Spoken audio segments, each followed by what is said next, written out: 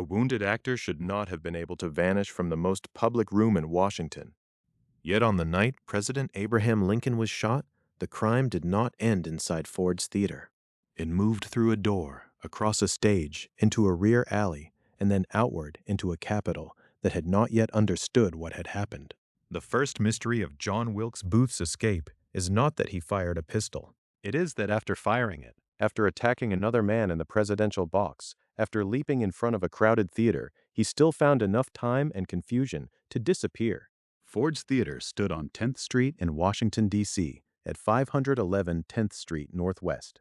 On the evening of April 14, 1865, it was not a fortress. It was a place of entertainment, a public theater hosting Tom Taylor's comedy, Our American Cousin. The war was ending. Richmond had fallen. General Robert E. Lee had surrendered at Appomattox only days earlier. Washington was full of exhaustion, relief, celebration, and unresolved tension. President Abraham Lincoln came to the theater that night with Mary Lincoln. The Lincolns arrived at about 8:30 in the evening. They were seated in the presidential box, a visible place in a public house, above the stage and in the sightline of the audience. With them were Major Henry Rathbone and Clara Harris. What looked like a ceremonial night at the theater would become, within hours, the first stage of a national manhunt. The performance itself matters because it gave Booth both cover and timing. Our American Cousin was a known comedy, performed before a paying audience. Laughter, movement, applause, and the ordinary noise of a theater could hide the approach of one man who knew theatrical spaces well. Booth was not an anonymous stranger to the world of performance. He was an actor, and the setting was one he understood. That fact does not make the assassination theatrical in any romantic sense. It makes it practical. He knew the architecture of attention. At around 10:15, according to the National Park Service park brochure, Booth entered the presidential box. Other National Park Service material places the shooting at approximately 10:25, so the safest reconstruction is not to force the minute beyond the sources. Late in the evening, during the performance, Booth reached the box where the president sat and used a .44 caliber Derringer. The shot struck Lincoln in the back of the head. The weapon was small, close range, and devastating. In that confined space, the act was not a distant battlefield attack. It was intimate violence in a public room. Lincoln, sitting in the presidential box during a comedy, was suddenly transformed from spectator to victim. The theater, crowded with people expecting entertainment, became a crime scene before most of those present could understand that a crime had occurred. Major Henry Rathbone reacted. He was in the box with Lincoln, Mary Lincoln, and Clara Harris, and he struggled with Booth during the escape. Booth stabbed Rathbone, wounding him as he forced his way out of the box. The stabbing is essential to the sequence because it shows that the assassination did not unfold as a clean, silent act followed by an orderly exit. Booth had to fight his way through the immediate aftermath of the shot. The crime was already producing witnesses, injuries, noise, and chaos. Then Booth jumped from the presidential box to the stage. That leap has often been remembered as an image, the assassin dropping into view, the actor crossing from private violence back into public spectacle. But for the escape, it was also a mechanism. The presidential box was elevated above the stage. By jumping, Booth moved from a confined box into the working space of the theater. He placed himself before the audience, but he also placed himself closer to the rear of the building and the exit path that would take him out of Ford's Theater. He did not remain to be captured in the aisle. He did not try to pass calmly through the front of the theater. He fled through the rear of Ford's Theater into the alley. In the first minutes after the shot, almost everything depended on confusion. The audience had heard a noise. People had to process whether it was part of the play, an accident, or an attack. Those nearest the presidential box had to understand that the president had been shot. Others saw Booth on the stage but could not instantly know the full meaning of what they were seeing. Inside the box, Lincoln was gravely wounded. Rathbone was bleeding from the stabbing. Mary Lincoln and Clara Harris were trapped in the immediate horror of the scene. A presidential assassination, when it is later written into history, can seem inevitable from the first sentence. But inside Ford's Theater, it arrived faster than institutions could respond. There was no organized pursuit at the instant of the shot. There was no sealed perimeter in the first breath after Booth landed. There was a public building, a wounded president, a wounded army officer, a crowd, and an assailant moving toward the rear. The geography of the theater now became part of the crime. Ford's Theater was not just the place where Lincoln was shot. It was the first passage in Booth's escape route. The presidential box, the stage, the rear of the theater, and the alley formed a sequence of spaces that allowed violence to become flight. Booth's escape did not begin miles away in rural Maryland. It began inside the building in the seconds when the audience was still turning shock into action. That is why this opening scene matters for the 12 days that followed.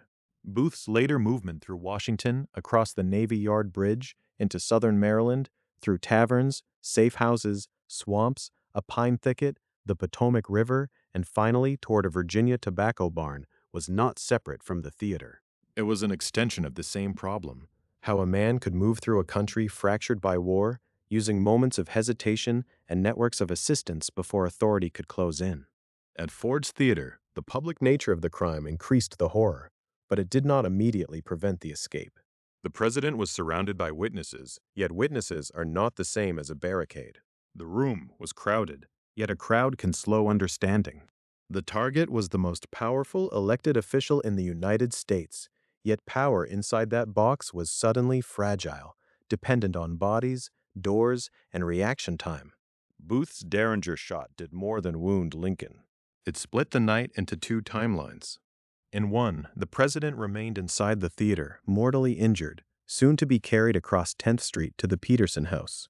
Doctors and officials would gather. The room around Lincoln would become the center of a national emergency. In the other timeline, Booth was already moving away from that center, through the rear of the theater and into the city. That separation is the engine of the escape. The victim and the suspect moved in opposite directions almost at once. Lincoln was carried only across the street. Booth aimed for distance. The rear alley behind Ford's Theater was the first threshold. Beyond it were city streets, a horse, and a route that would take Booth toward the Anacostia River. But before the bridges, taverns, hidden weapons, and rural hiding places, there was this narrower passage, a box above a stage, a single-shot pistol, a stabbing, a leap, and a door out of the theater. By the time the audience fully understood that the president had been shot, the assassin was no longer in the presidential box. By the time Ford's Theater had become a crime scene, Booth had already turned it into the starting point of a flight. Inside, Abraham Lincoln was still alive. Across 10th Street, a boarding house would soon become the place where the presidency, the war, and the country waited through the night. The distance from Ford's Theater to the Peterson House was only the width of 10th Street. In the geography of the assassination, it was a few steps. In the meaning of the night, it was a crossing from a public crime scene into a vigil. Abraham Lincoln was still alive when he was taken out of the theater. The shot had struck the back of his head, and the wound left little room for hope, but the immediate question was practical. Where could the wounded president be placed? He could not be carried far. He could not be treated in the confusion of the theater. The building that had held laughter and then panic was no longer only a place of entertainment. It was crowded, stunned, and unstable. Across the street stood the Peterson House, a boarding house at 453 10th Street. The site now numbered 516 10th Street. That address became part of the national record because it offered the nearest shelter. Lincoln was carried there from Ford's Theater, away from the audience, away from the stage, away from the presidential box where the violence had begun. The movement itself mattered. It shows how quickly the assassination split into two stories. One story remained with Lincoln, enclosed in a small room across from the theater, where doctors and officials gathered and waited. The other story had already left the center of Washington. John Wilkes Booth was not trapped in the building. He was not surrounded in the street. He had moved through the rear of Ford's Theater into the alley, and the first minutes of his flight were unfolding while the nation's attention fixed on the president's body. At the Peterson House, the emergency took on a different scale. The wounded man was not only Abraham Lincoln, not only the head of a family, not only the president who had gone to a comedy on the evening of April 14, 1865. He was the chief executive of a country emerging from civil war. His injury was instantly a matter of government continuity, military security, public order, and national trauma. The United States had just come through the surrender of major Confederate forces. Washington was full of relief, celebration, exhaustion, and uncertainty. Then, in a single night, the president was shot in a crowded theater. A guest in his box, Major Henry Rathbone, was stabbed during the assailant's escape, and the assailant vanished into the city. The assassination did not arrive as a quiet death behind closed doors. It arrived as a public attack in the Capitol, with witnesses, noise, and confusion. That made the first response difficult. People near Lincoln knew where the president was. They could gather at the Peterson House. They could watch, report, and wait. But the suspect was not where the wound was. The center of gravity had divided. The body of the president was across 10th Street. The man believed to have fired the shot was somewhere beyond the theater, moving through Washington before the full machinery of pursuit had formed around him. This is one of the most important mechanics of Booth's escape. The assassination became a national emergency before it became an organized chase. In those early minutes, shock had the advantage over procedure. The government had to understand what had happened. Authorities had to identify the attacker, secure the president, protect other officials, and begin looking outward from Ford's theater. Booth needed only to keep moving. Inside the Peterson House, time narrowed. The president had been brought from the public world of Ford's theater into a private boarding house room, but nothing about the night was truly private. The house became a temporary seat of grief and state crisis. Men moved in and out. Information passed through the doorway. The street outside, only moments earlier the frontage of a theater district, became part of an emergency zone. The materials of the place were ordinary. A boarding house, rooms, beds, doors, stairs, a street address. Its sudden importance came from circumstance. The Peterson House did not shape the plot before the shooting. It was not a conspirators' meeting place in this account. It was the nearby structure that could receive a mortally wounded president. Because of that, it became the place where the country waited for the result of the gunshot fired across the street. Lincoln survived through the night. That fact extended the emergency.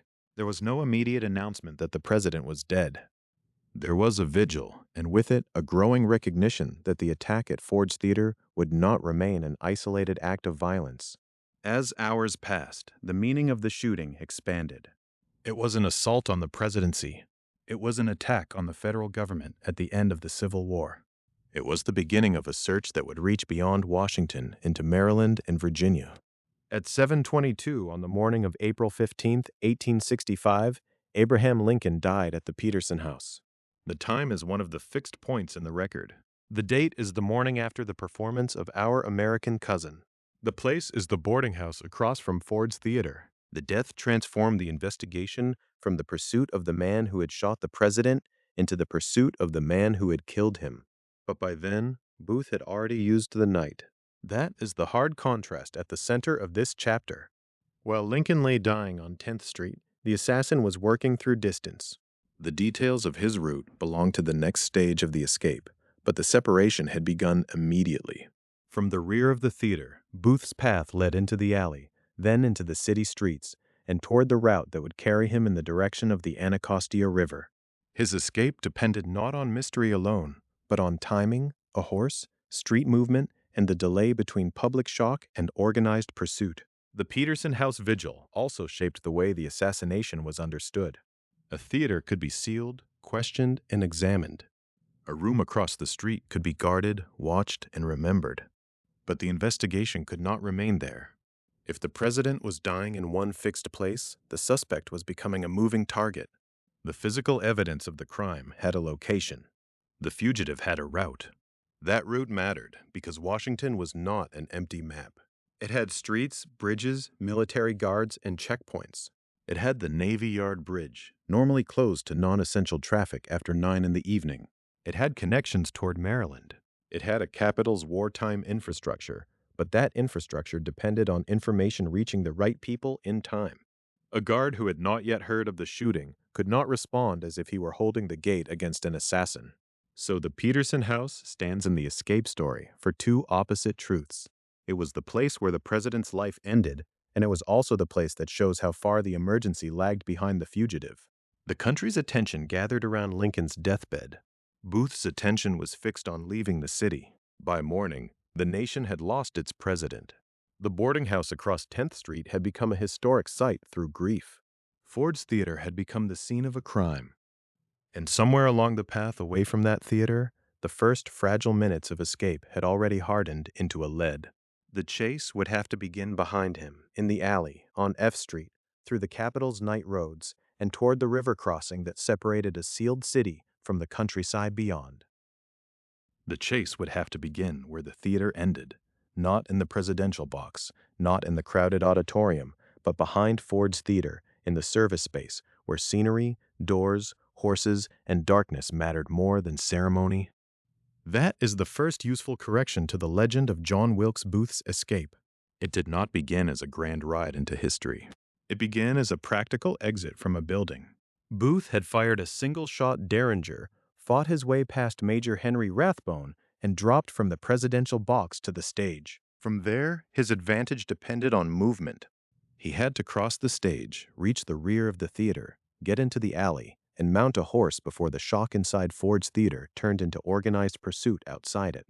The National Park Service historical account of the route places Booth's first path through the rear alley, then onto F Street, toward the area around the Capitol, along Pennsylvania Avenue, and then toward the Navy Yard Bridge. Those place names are important because they bring the escape down from myth and into the working geography of Washington. Booth was not yet hidden in a swamp or sheltered by a country sympathizer. He was still in the Capitol, moving through streets that were close to the center of federal power. Behind the theater, the alley became the first hinge in the escape. Inside, witnesses were reacting to what they had seen and heard. Some knew immediately that the president had been attacked. Others may have needed seconds to understand that the drama on stage had become a real crime. Those seconds mattered.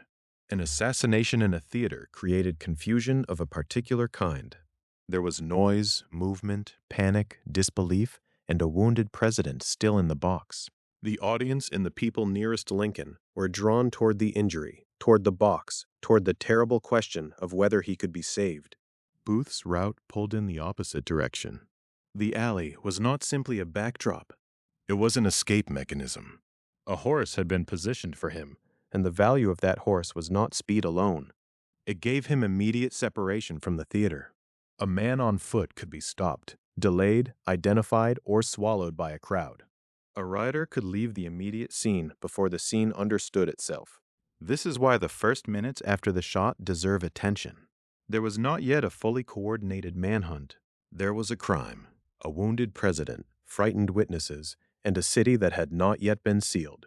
Messages had not moved faster than Booth's horse. Guards at distant checkpoints had not necessarily been warned. Soldiers, police, and officials were still learning what had happened, and even that knowledge came in pieces. The identity of the attacker, the possibility of other attacks, the condition of the president, and the direction of escape all had to be sorted under pressure. Booth's skill as an actor did not matter much once he entered the alley. What mattered was whether the planned physical steps worked. Was the rear route open? Was the horse there? Could he mount despite the injury to his left leg? Could he pass through the city without being stopped before the alarm outran him? The escape from Ford's Theater therefore belongs partly to the history of urban timing. Washington, D.C., on the evening of April 14, 1865, was the capital of a country emerging from civil war. Federal buildings, military posts, bridges, patrols, and government offices gave the city a wartime texture. But that did not mean every street corner instantly became a net. A city can be heavily guarded and still be slow to understand a new threat. Booth's escape exploited that gap, the interval between violence and response. From the rear of the theater, he moved onto F Street. That detail matters because it shows he did not vanish into open countryside from the theater door. He had to ride through Washington itself. F Street placed him in the city grid, among buildings and intersections, with the sound of his horse on the street and the risk that someone might recognize him or notice the urgency of his movement. He was a known actor. He had appeared in Washington. He was not an anonymous laborer slipping through a back lane. Recognition was possible, but recognition had to happen quickly enough to matter. The route then carried him toward the area around the Capitol. This portion of the ride gives the escape its sharp political geography. Booth had just attacked the president in a theater northwest of the Capitol, and now he was riding through the federal city, close to the symbols and institutions of the government he had struck. Yet the physical act was ordinary in its mechanics. A rider choosing streets, keeping momentum, moving toward a bridge. The drama was in what the city did not yet know. Pennsylvania Avenue formed another part of the route described in the historical handbook. In Washington, that avenue was not just another road. It linked the great spaces of national power. But in the escape, its importance was again practical. It helped carry Booth east and south toward the river. He needed to reach the crossing over the eastern branch, the Anacostia River, before the alarm hardened into orders. At this stage, Booth was still alone in the immediate reconstruction of the ride from the theater. David Herold would become essential very soon, and their movements would join on the way into Maryland. But the first city flight belonged to Booth and the horse.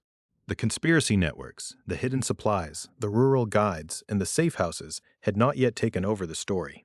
The escape was still a chain of simple requirements. Get out the back. Get on the horse. Get onto the street. Ride east. Reach the bridge. Cross before the Capitol closes. Those requirements were fragile. A fall could have ended the route before it left Washington. A guard with fresh information could have stopped it at the river.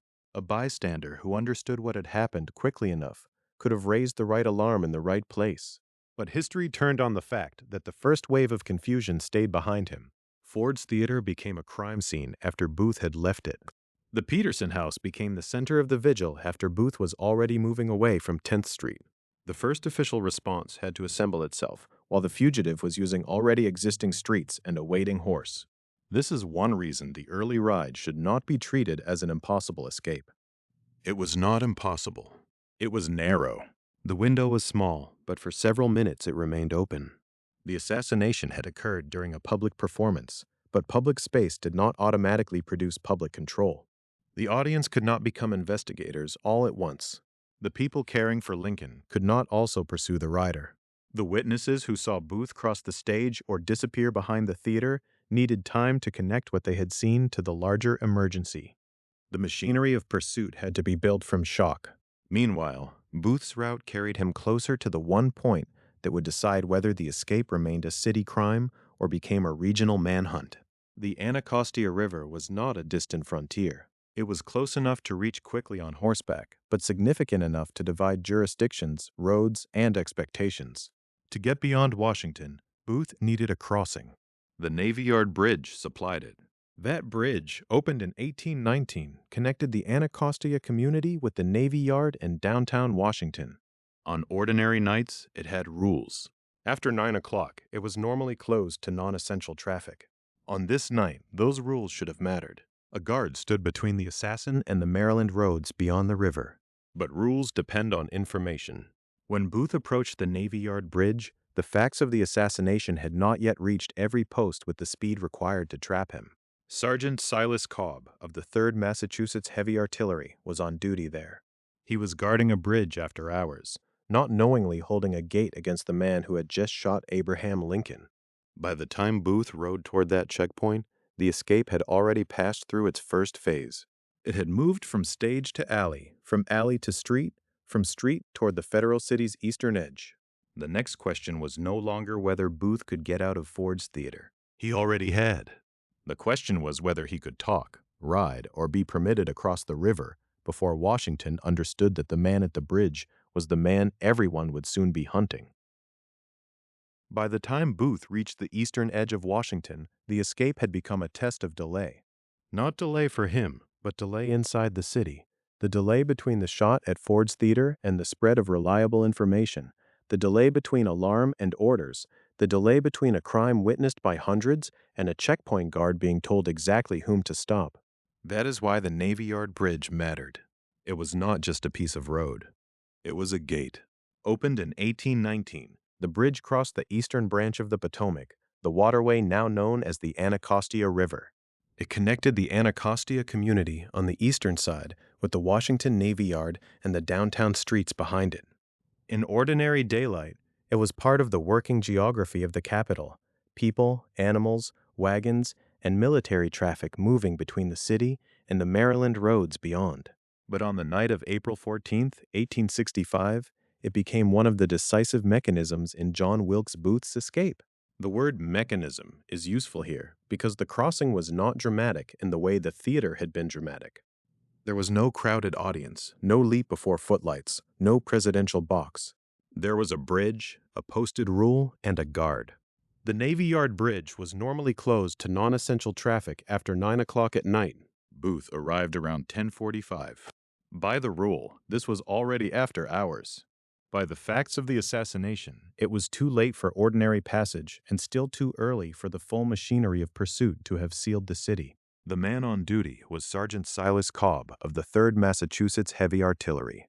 His position was simple in outline and complicated in consequence. He was guarding a crossing after hours. He was responsible for deciding whether a traveler should be allowed through. Yet the most important fact in front of him was also the one he did not have. He had not yet received the news that the president had been shot or that the rider approaching the bridge might be the assassin leaving Washington. This gap between event and information is one of the quiet realities of the case. The assassination took place in a city full of soldiers, government offices, and wartime tension, but it did not instantly create a single coordinated response. A crime can happen in seconds. A man on horseback can cover streets quickly. Orders, descriptions, and certainty move more slowly. The bridge scene sits inside that narrow interval when the Capitol had been struck but not yet fully organized around the strike. The Navy Yard Bridge was the boundary between two different phases of the escape.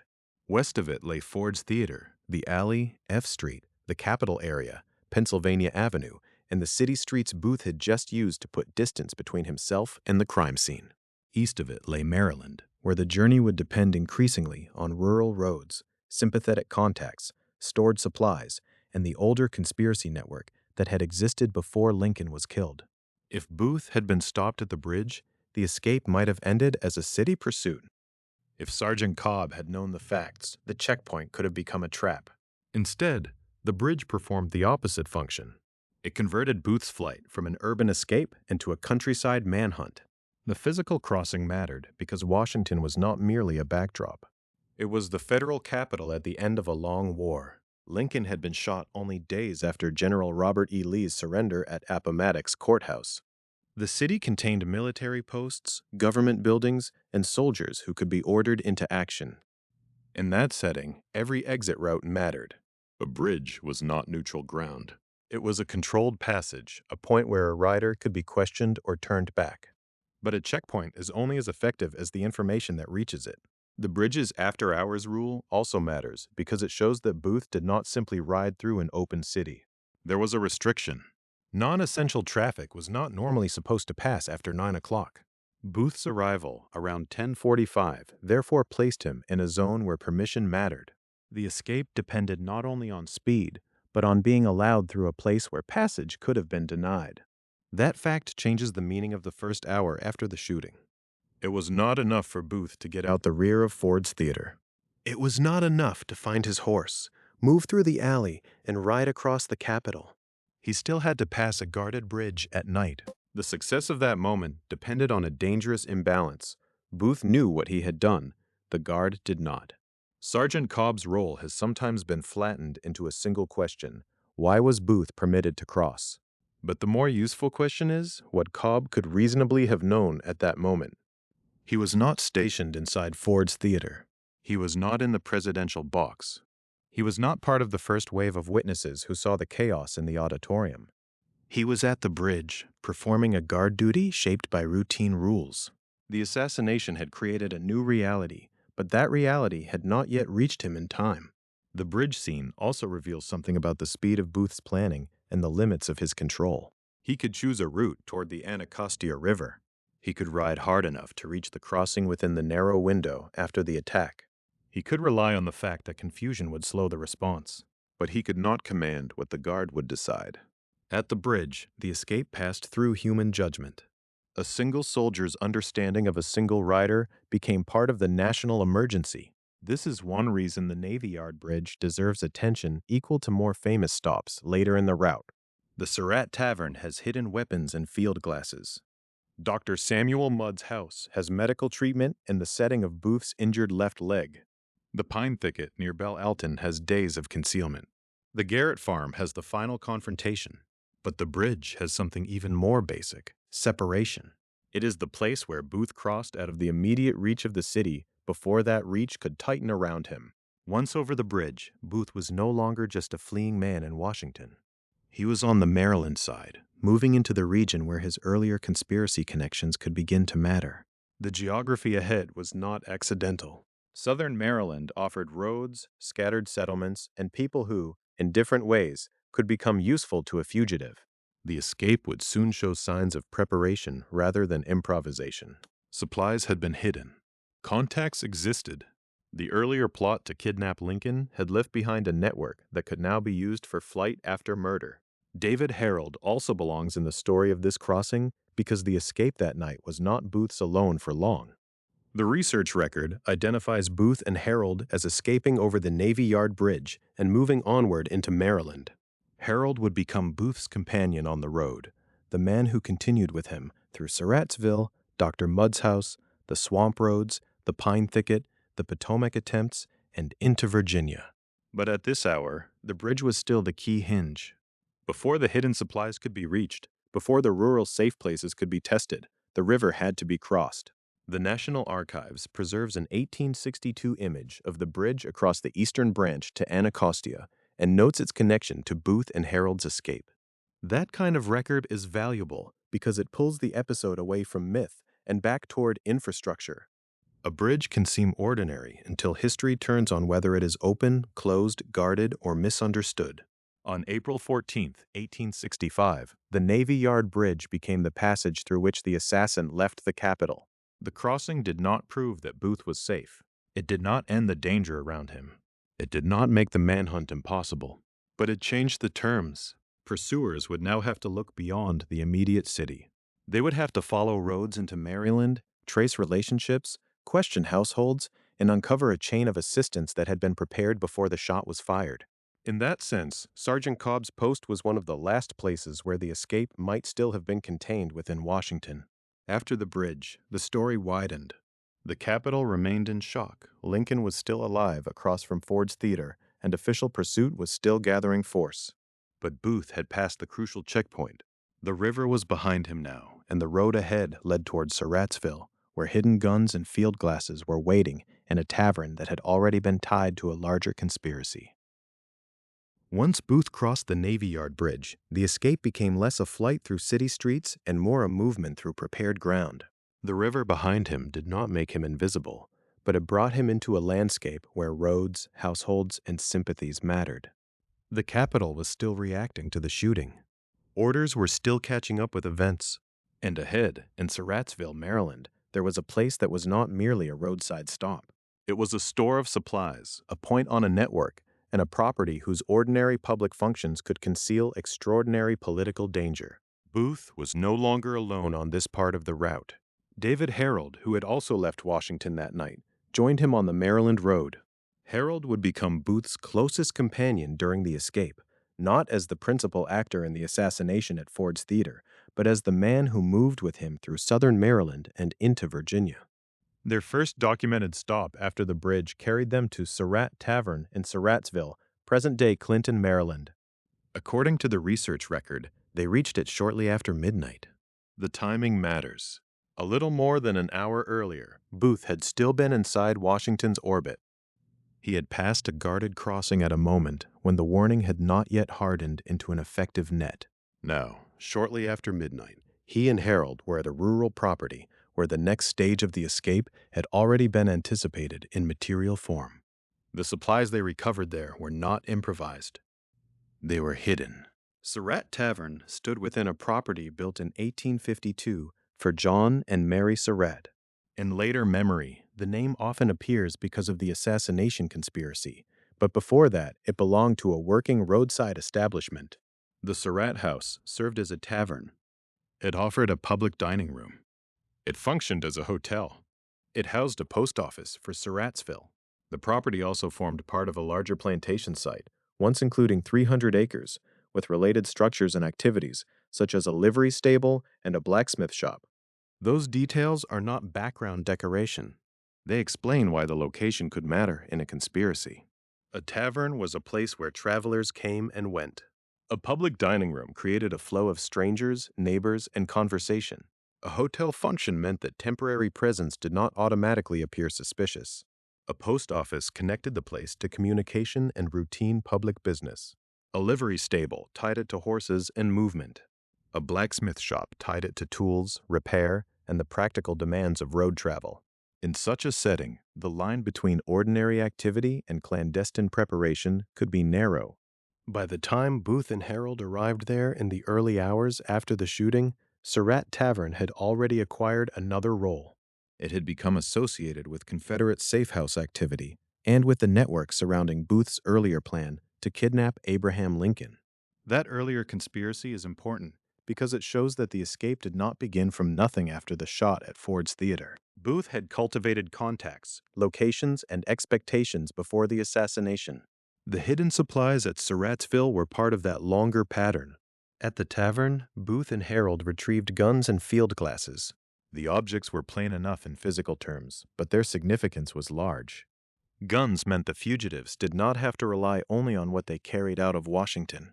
Field glasses meant sight at a distance, the ability to look down a road, watch movement, assess danger, or observe terrain before committing to it. For men trying to move through uncertain countryside, these were not symbols. They were working tools. The presence of those items also tied the stop to planning. Weapons and field glasses do not appear by accident in a hidden cache. They have to be acquired, placed, remembered, and recovered. That is why Surrattsville becomes a hinge in the story.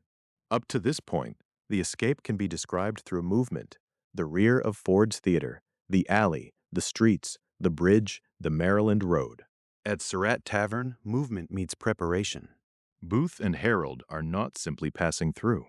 They are collecting materials that had been put in place before the immediate crisis. This is one of the clearest ways the assassination investigation would begin to widen beyond the gunman.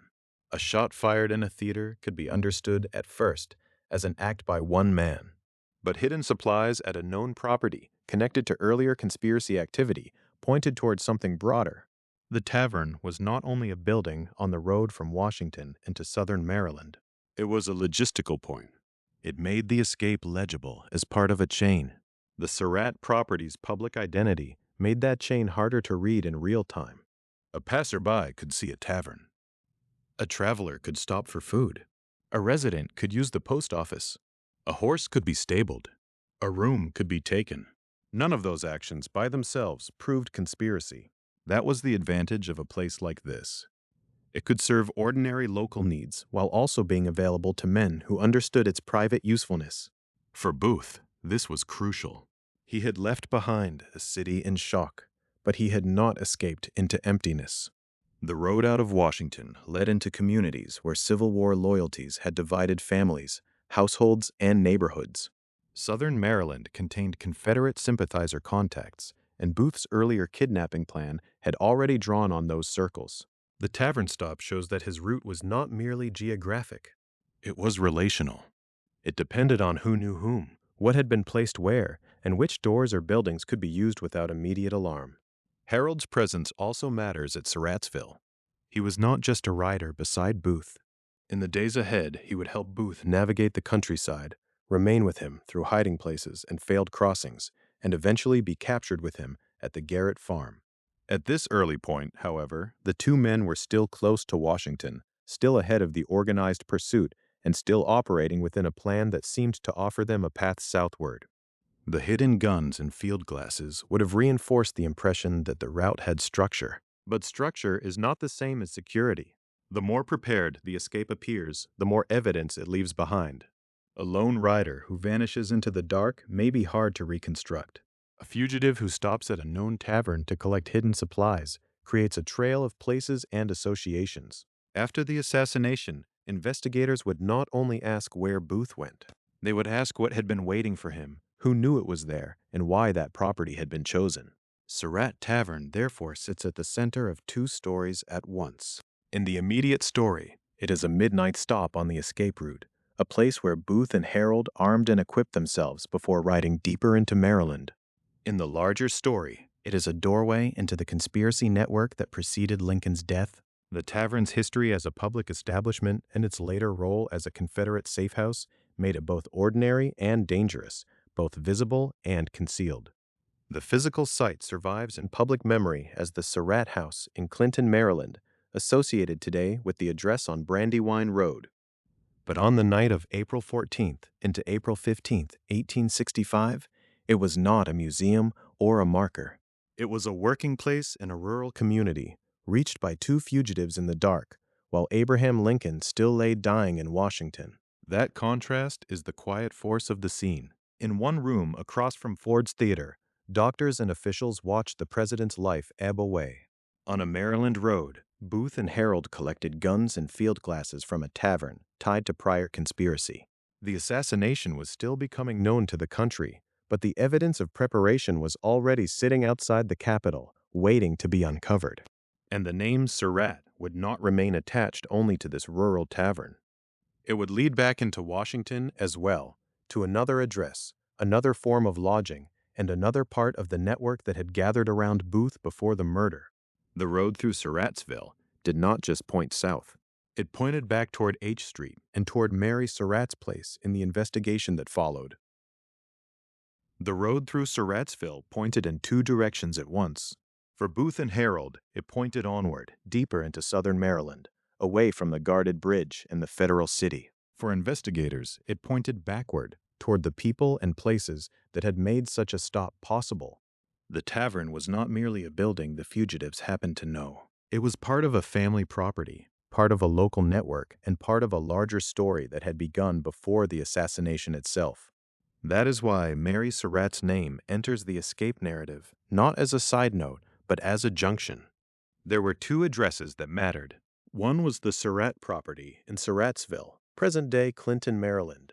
The other was the boarding house at 541 H Street in Washington, D.C. One stood outside the Capitol, along the line of flight.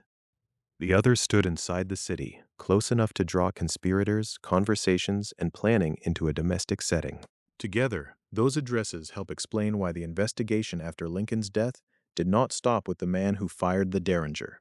The Surratt House had been built in 1852 for John and Mary Surratt. It was not a single-purpose home tucked away from public life. It operated as a tavern, a public dining room, a hotel, and a post office serving Surrattsville. The larger property once included a 300-acre plantation, a livery stable, and a blacksmith shop. In a rural crossroads community, that kind of place mattered. People arrived, ate, drank, slept, exchanged information, collected mail, and moved on. Roads and relationships passed through it. In wartime Southern Maryland, places like that could become more than businesses. The research record identifies the Surratt property as later serving as a Confederate safehouse. That does not mean every person who crossed the threshold knew every secret attached to it, but it does mean the property belonged to the geography of sympathy and concealment that Booth was able to use after leaving Washington. By the time Booth and Herold reached Surratt Tavern shortly after midnight, the building's importance had become practical. Hidden supplies were there. Guns and field glasses had been placed in advance, and the fugitives retrieved them during the stop. This one fact changes the character of the escape. It shows planning. It shows reliance on prior arrangements.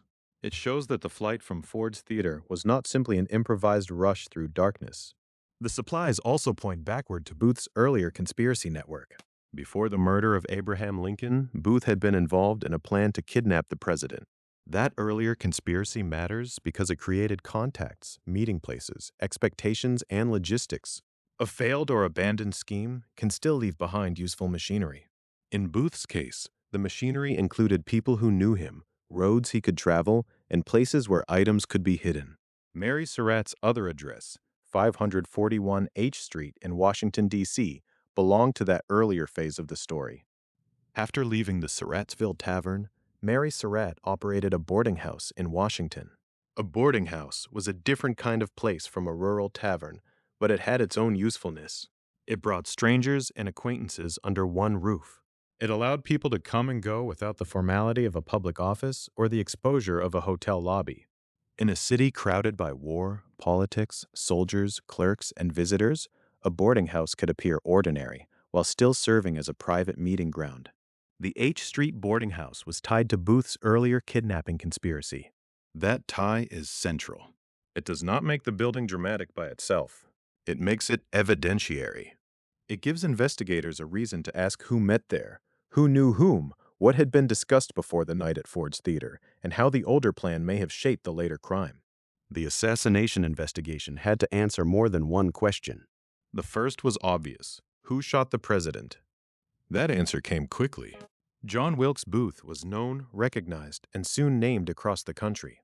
But the more difficult question was whether Booth had acted alone in all meaningful respects.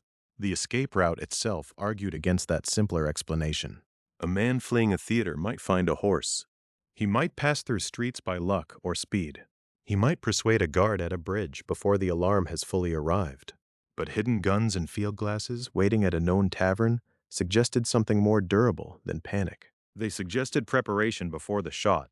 Mary Surratt's two addresses therefore became part of a single investigative map. Surrattsville showed a rural logistical stop, a place outside Washington where physical supplies were stored and collected. H Street showed an urban domestic space connected to the prior conspiracy from which those logistics emerged. One address explained what Booth could reach on the road. The other helped explain how a network could have formed before the road was needed. This is where the public image of the crime begins to widen. At Ford's Theater, the crime scene was concentrated and visible. The presidential box, the pistol, the wounded president, Major Henry Rathbone stabbed during the struggle, Booth's leap to the stage, and the rear exit into the alley. But by the time the investigation followed the escape route, the crime scene was no longer confined to the theater. It stretched across a city bridge, into Maryland, through a tavern, back to a boarding house, and outward into the social world Booth had cultivated. The H Street boarding house also helps explain why Mary Surratt's role became so contested and consequential. She was not accused merely because her name was attached to a building along the road. Her Washington address connected her to the earlier conspiracy environment, while the Surrattsville property connected her family's place to the material movement of the fugitives after the assassination. Those two facts placed her in a position that investigators could not ignore. The distinction between the two addresses is important. The boarding house belonged to the planning world before the assassination, especially the earlier kidnapping conspiracy. The tavern belonged to the escape world after the assassination, especially the retrieval of supplies by Booth and Herold. The first was a place of association. The second was a place of use. Together, they formed a bridge between intent and movement. For a calm reading of the evidence, that bridge matters more than speculation. The known facts are already serious. Mary Surratt had moved from the Surrattsville Tavern to 541 H Street, where she operated a boarding house tied to Booth's earlier kidnapping conspiracy. Booth and Herold later reached the Surratt Tavern shortly after midnight and retrieved hidden guns and field glasses. The Surratt house itself had public functions that made it a natural crossroads, and it later became identified as a Confederate safe house. Each of these facts is concrete. Each gives the investigators a reason to look beyond Booth's pistol and ask how the road had been prepared. This was one of the larger consequences of the escape. Every successful step away from Washington left a trace of assistance or opportunity. The Navy Yard Bridge raised questions about timing, orders, and how slowly the alarm reached the edge of the city. Surratt Tavern raised questions about hidden equipment and prior planning. The H Street boarding house raised questions about the human network that had formed before Lincoln ever entered Ford's Theater on the evening of April 14, 1865. In that sense, Mary Surratt's two addresses exposed the structure beneath the chase. Booth's route was physical, from the theater to the alley to the bridge to Surrattsville and onward. But the investigation's route was relational. It moved from place to place by following names, meetings, loyalties, and stored objects. It followed the difference between a fugitive who merely runs and a fugitive who knows where to stop. By the time Lincoln died at 7:22 on the morning of April 15th, Booth and Herold had already passed through the Surratt stop and were moving farther into Maryland. The country was only beginning to absorb the president's death, but the evidence trail had already widened. It now included not just the assassin, not just his companion, and not just the theater, but the addresses that had supported the conspiracy's earlier shape and the escape's first practical needs. The road ahead would take the fugitives toward Bryantown, Maryland, and to the home of Dr. Samuel A. Mudd. There, in the early morning hours, the escape would become slower and more vulnerable. Booth's injured left leg required treatment. The man who had leapt from the presidential box now needed a doctor, a bed, and time. The network that had helped him leave Washington had carried him this far, but every new stop added another name to the record and another place for investigators to examine. By the time Booth and Herold moved beyond the Surrattsville stop, the escape had changed its character again. The hidden guns and field glasses showed preparation, but preparation did not solve the immediate problem of Booth's body. The leap from the presidential box had left him injured. Whatever speed the horses could give him, whatever help the roads of Southern Maryland might offer, the man at the center of the flight now needed medical attention. That need brought the fugitives toward Bryantown, Maryland, and to the house of Dr. Samuel A. Mudd. The documented stop at Mudd's house is one of the most examined episodes in the assassination story, and for that reason, it is also one of the places where the narration has to stay close to what the record supports.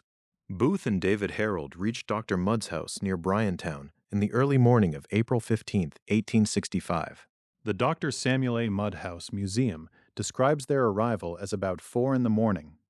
By then, the assassination had occurred only hours earlier. Washington was still in shock. Lincoln had not yet died. At the Peterson House, across from Ford's Theater, the president was still being watched through the last hours of his life. Out in rural Maryland, the situation was quieter, but not safer. The fugitive route depended on space, darkness, local knowledge, and temporary shelter. Each one helped Booth move away from the capital. Each one also created a new trace. At the Surratt Tavern, the trace was the retrieval of supplies.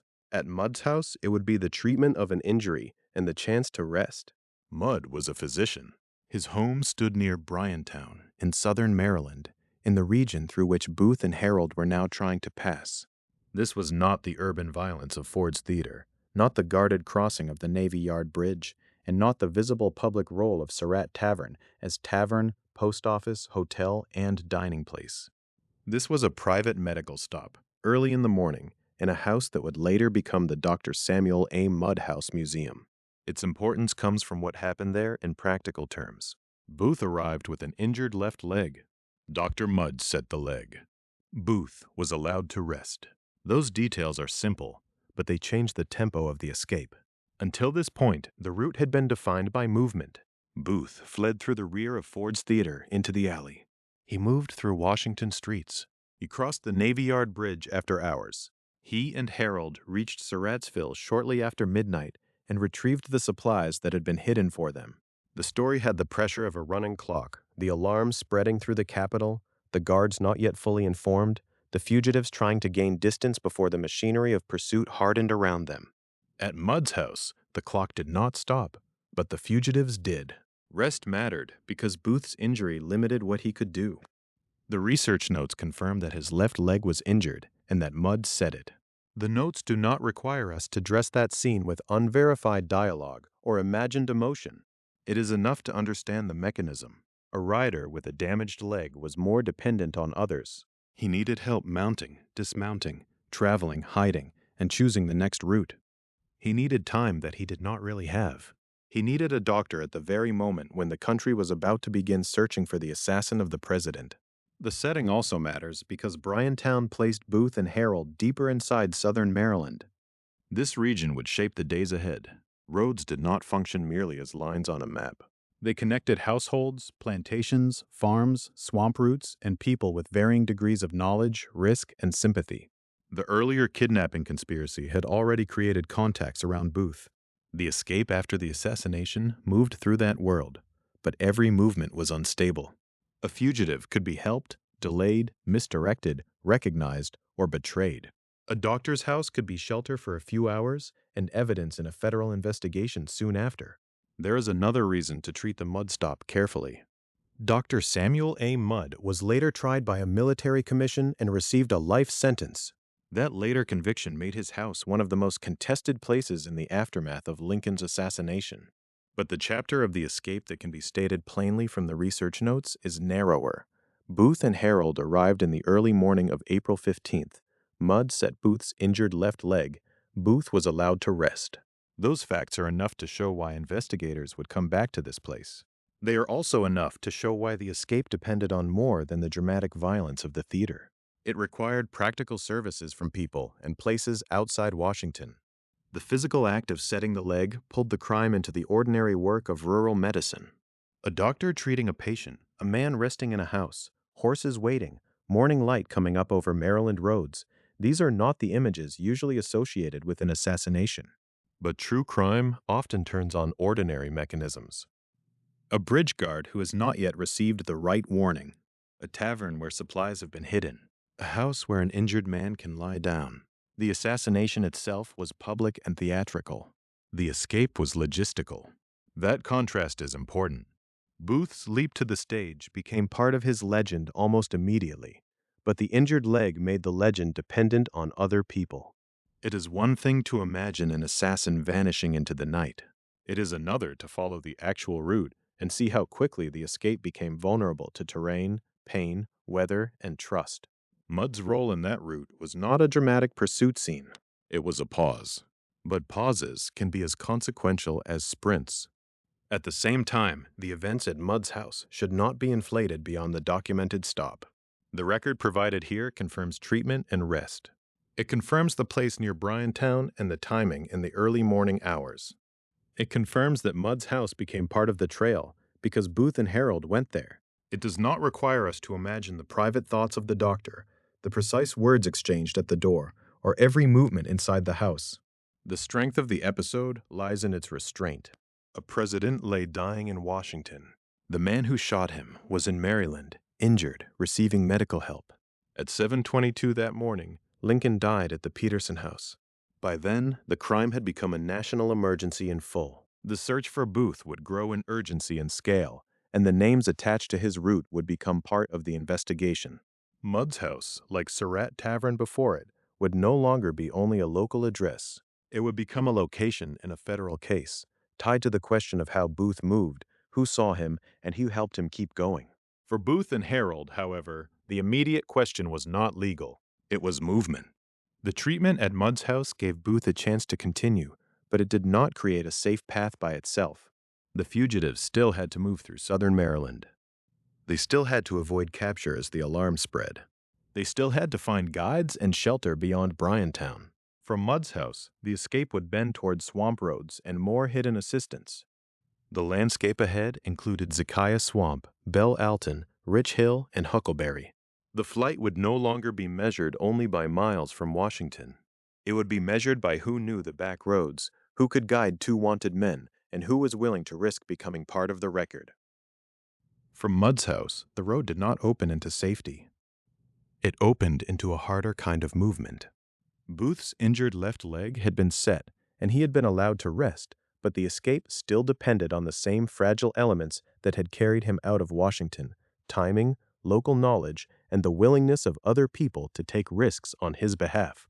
The country was beginning to understand that the shooting at Ford's Theater was not an isolated disturbance. It was the murder of the president. As that knowledge spread, the roads of Southern Maryland became more dangerous for two fugitives who could not simply ride in daylight and ask openly for help. The landscape mattered now as much as any person did. Southern Maryland was not just a line on a map between Washington and Virginia. It was a region of small roads, farms, swamp ground, river approaches, and households where political sympathy could shape practical decisions. Booth and David Herold were moving through places where the federal search could be slowed by darkness and terrain, but also where every door, every guide, and every mile left evidence behind. After the stop near Bryantown, the route drew them toward Zacchaeus Swamp. The name belongs to the geography of this part of the story for a reason.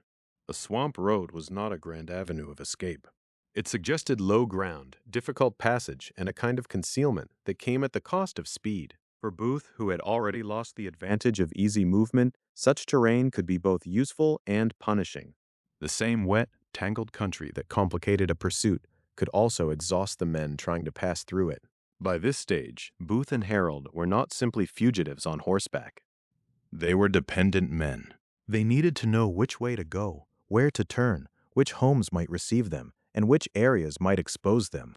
Herold knew parts of the region, but the continuing route required more than general familiarity. It required local guidance through country that could confuse or delay anyone without the right knowledge. One of the names that enters the record here is Oswald Swan. Swan was a free black man, and he guided Booth and Herold to Rich Hill. For that service, he was paid $12. The detail is small in one sense, a single payment along a route crowded with larger consequences. But in a careful reconstruction, it matters. It reminds us that the escape was not a simple chain of Confederate gentlemen handing fugitives from one estate to another. It involved people in different positions, with different degrees of freedom, exposure, and vulnerability. Swan's role was practical. He knew how to guide them. The payment tells us the assistance was not merely casual conversation on a road.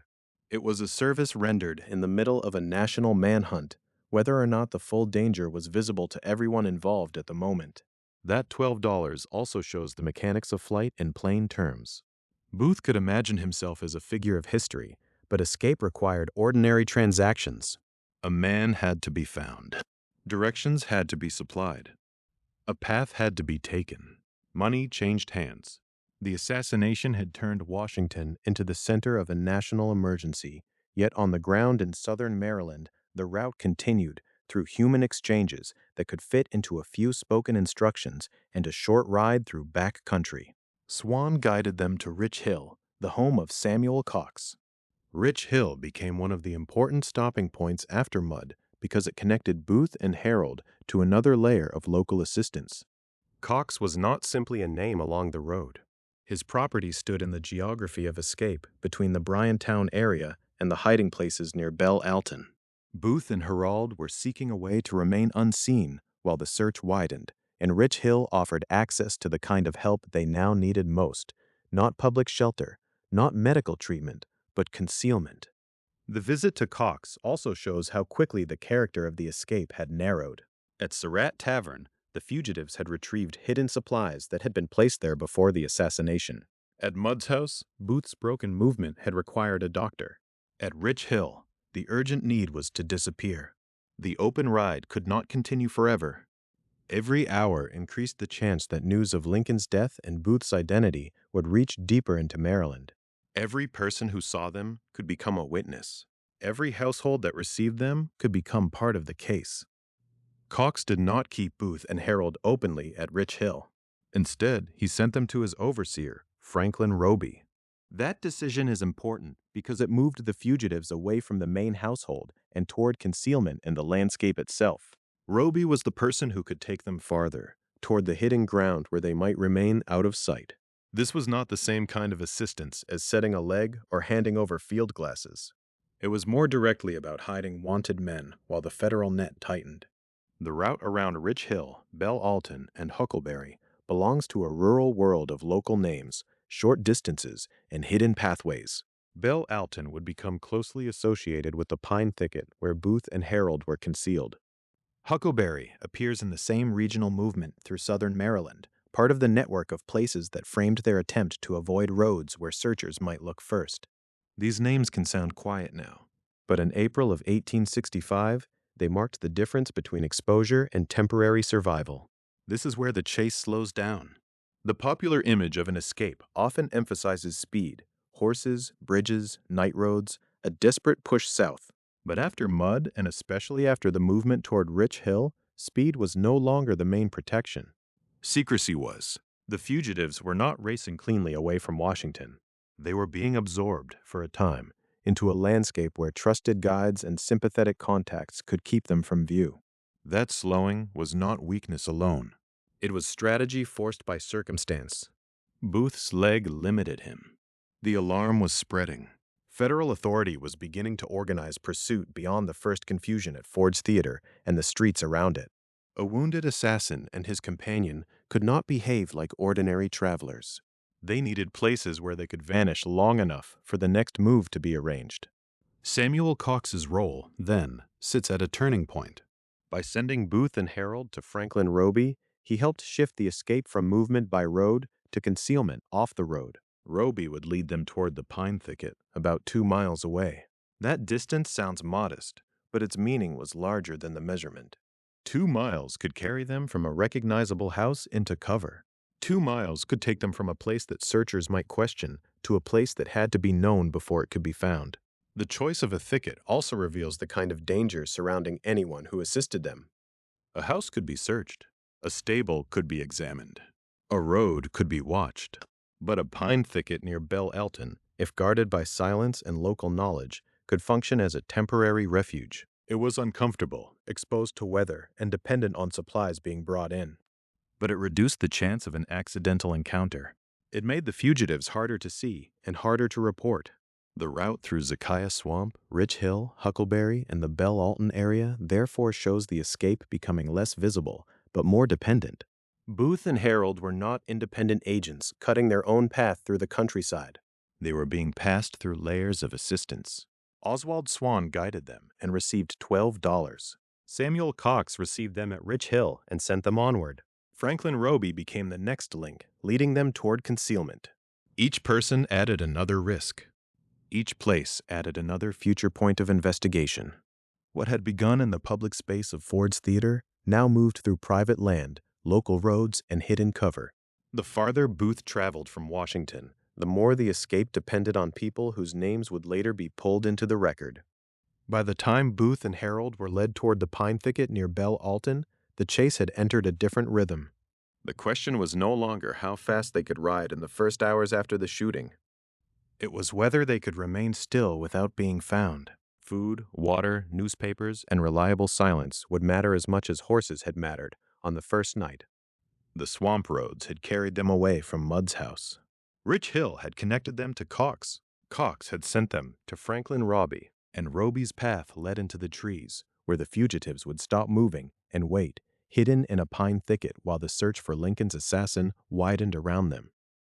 Franklin Roby's path into the trees marked a pause in the escape, but not a pause in danger.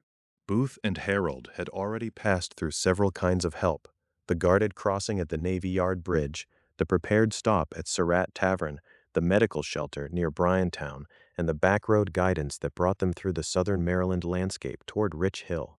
Now, after Samuel Cox's involvement, Roby led them toward a pine thicket near Belle Alton, Maryland, where movement itself became the risk. This was not the dramatic speed of the first night. It was concealment. The men who had been riding through roads, swamps, and private property now had to become nearly invisible. The thicket offered cover, but cover was not safety. It had to be supplied. It had to be protected by silence. It had to be known by only the right people and missed by everyone else. The research record places Booth and Herold in the pine thicket from April 16th to April 20th, 1865. Those dates matter because they show how quickly the escape slowed after its first burst. President Abraham Lincoln had been shot on the evening of April 14th. He had died the next morning. By the time Booth and Herold were hidden in the woods, the assassination was no longer only a report moving through Washington. It was becoming a national emergency, a manhunt, and a test of every road, ferry, bridge, and household that might have touched the flight. Near Belle Alton, the fugitives were still in Maryland. They had not yet crossed the Potomac into Virginia, and that failure to get across the river quickly changed the nature of their situation. Virginia, in Booth's imagination and in the practical geography of the escape, lay beyond the water. But before the river could be attempted, the two men needed a guide who knew more than roads. They needed someone who understood the Potomac, the search, and the local loyalties that still shaped Southern Maryland in the last days of the war. That figure was Thomas Jones. Jones appears in this part of the escape as a Confederate agent, and his role was direct. He supplied Booth and Herold with food, water, newspapers, and assistance while they remained concealed in the pine thicket. The list is simple, but each item reveals a different part of the hiding place. Food kept the fugitives alive. Water made it possible for them to stay where they were. Newspapers connected them to the world outside the trees. Assistance meant judgment. When to move, when to wait, how to think about the search, and how to prepare for the Potomac. A pine thicket could hide a man from a passing patrol, but it could not feed him. It could not tell him whether soldiers were nearby. It could not carry news from Washington or from the surrounding counties. That is why Jones's role was more than charitable help. He turned a patch of cover into a functioning hideout. Without someone willing to approach the thicket, leave supplies, gather information, and return without drawing attention, Booth and Herold's concealment would have been temporary in the most fragile sense. The escape had depended on people from the beginning, but here that dependence became sharper. At Ford's Theater, Booth had relied on timing, access, and confusion. At the Navy Yard Bridge, he benefited from a guard who had not yet received the full alarm. At Surrattsville, hidden supplies connected the flight to earlier planning. At Mudd's house, an injured leg required medical attention. Through the swamp roads, local guidance mattered. But in the pine thicket, the fugitives were reduced to waiting, and waiting made them dependent in a quieter, more complete way. They could not openly buy provisions. They could not safely ask questions. They could not travel freely in daylight. Their own knowledge of the region was not enough to solve the immediate problem. A fugitive in motion can sometimes rely on momentum. A fugitive in hiding relies on trust. That trust was political as well as personal.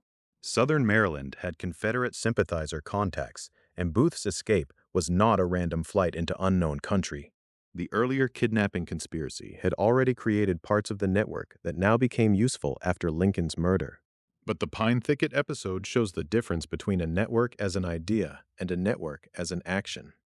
It meant individual people making individual choices at personal risk. Samuel Cox sent the fugitives onto Franklin Roby. Roby led them into cover. Thomas Jones then maintained the concealment. The danger to those helpers was real because the assassination investigation was expanding. Every stop had the potential to become evidence. Every person who fed, guided, sheltered, or redirected Booth and Herold risked being drawn into the record. The escape was not only a route across a map. It was a chain of decisions made by people who had to decide whether local loyalty, political sympathy, fear, or obligation outweighed the possibility of federal punishment. For Booth and Herold, the thicket near Belle Alton also carried a physical reality that is easy to lose in the larger story. They were not in a formal safe house. They were outdoors, hidden among pines, dependent on what could be brought to them. Booth was still dealing with the consequences of his injured left leg, which had required treatment at Dr. Samuel A. Mudd's house.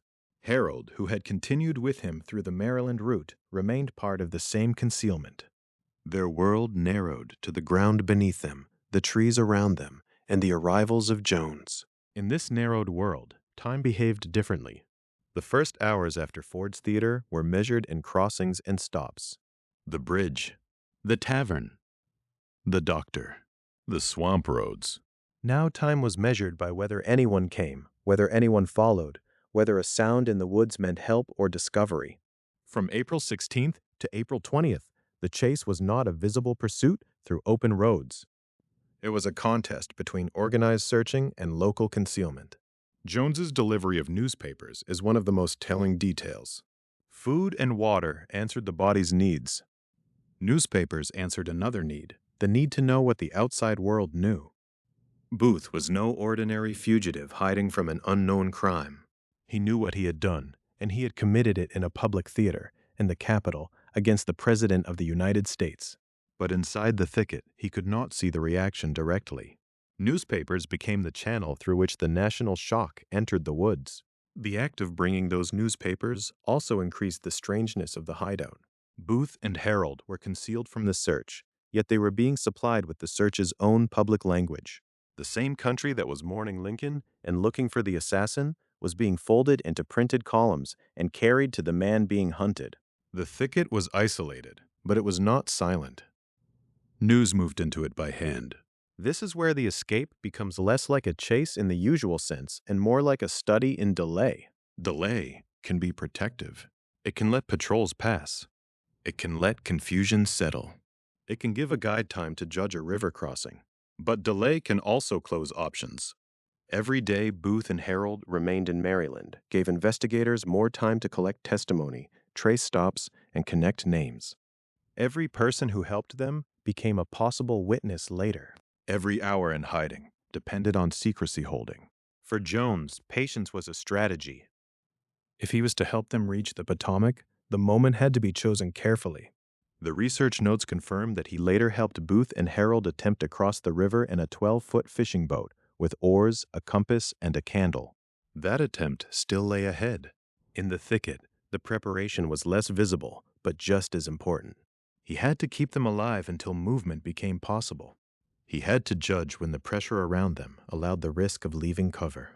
For the authorities, the challenge was different. A capital had been struck. The assassin had escaped across the Anacostia and into Maryland. The investigation had reason to look at roads, bridges, taverns, doctors, and sympathizers. But a pine thicket near Belle Alton did not announce itself as part of the crime. It required someone to know, or someone to reveal, or a search to pass close enough and carefully enough to discover two hidden men. The landscape protected them because it was ordinary. Trees, brush, rural distance, and local silence could conceal what a city could not. That is why this part of the story matters. It strips away the image of Booth as a fugitive, commanding events. In the woods, his survival depended on others. Thomas Jones controlled the flow of necessities. The local network controlled the secrecy around the hiding place. Geography controlled the timing of the river. Booth and Herold could wait, but waiting was not power. It was exposure held in check. From April 16th to April 20th, the pine thicket near Belle Alton became a hidden room without walls. It held two fugitives, the consequences of a presidential assassination and the practical labor of those willing to protect them. Franklin Roby had led them there after Samuel Cox's help. Thomas Jones kept them supplied. Outside the trees, the country was absorbing the meaning of Lincoln's death, and the machinery of pursuit was tightening. Inside the thicket, Booth received food, water, assistance, and newspapers, learning from print how the world was beginning to name him. The newspapers changed the thicket. Until Thomas Jones began bringing them, the pine woods near Belle Alton had been a place of concealment measured by bodily needs: food, water, rest, silence. Booth's injured left leg limited movement.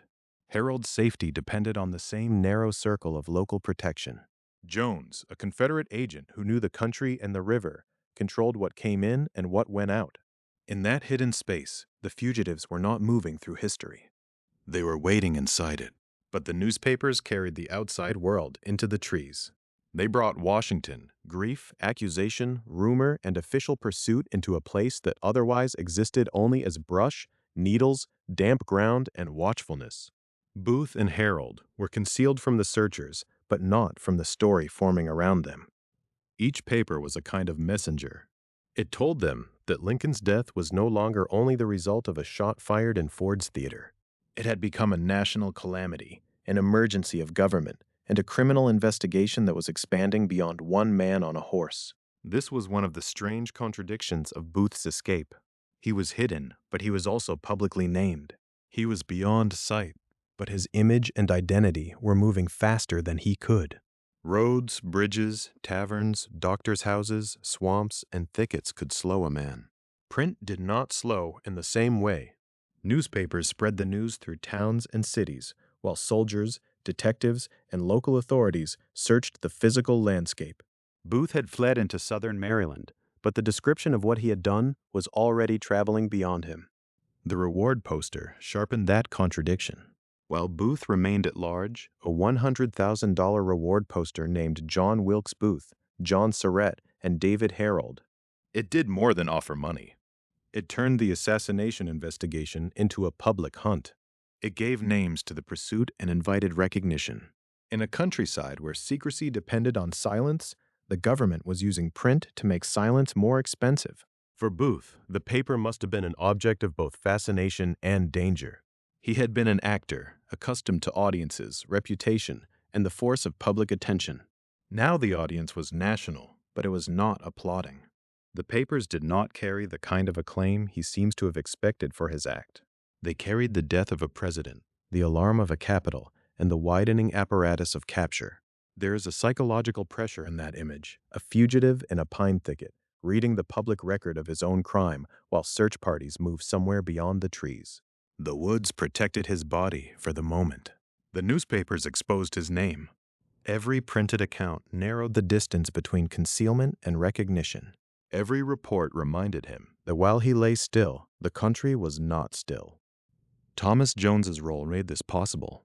He was not only bringing food and water, he was bringing information. That made him more than a supplier. He became the filter between the fugitives and the wider world.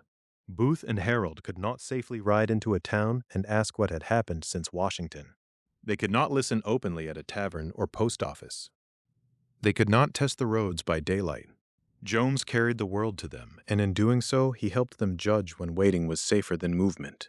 This was not the dramatic flight Booth may have imagined. The pine thicket reduced the escape to dependency. The man who had crossed the stage at Ford's Theater now depended on another man's judgment about timing, danger, and access. He depended on newspapers brought by hand.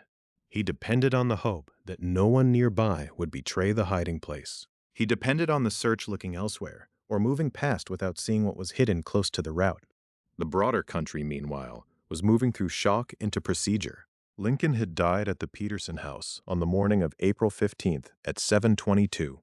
By the time Booth was lying low in Southern Maryland, the assassination had become a matter for soldiers, detectives, reward notices, arrests, interrogations, and official decisions. The machinery of pursuit had to take uncertain information and turn it into routes, suspects, questions, and orders. That machinery was powerful, but it was not all-seeing. This is why the pine thicket matters. Booth was not saved by speed alone. He was saved, temporarily, by gaps.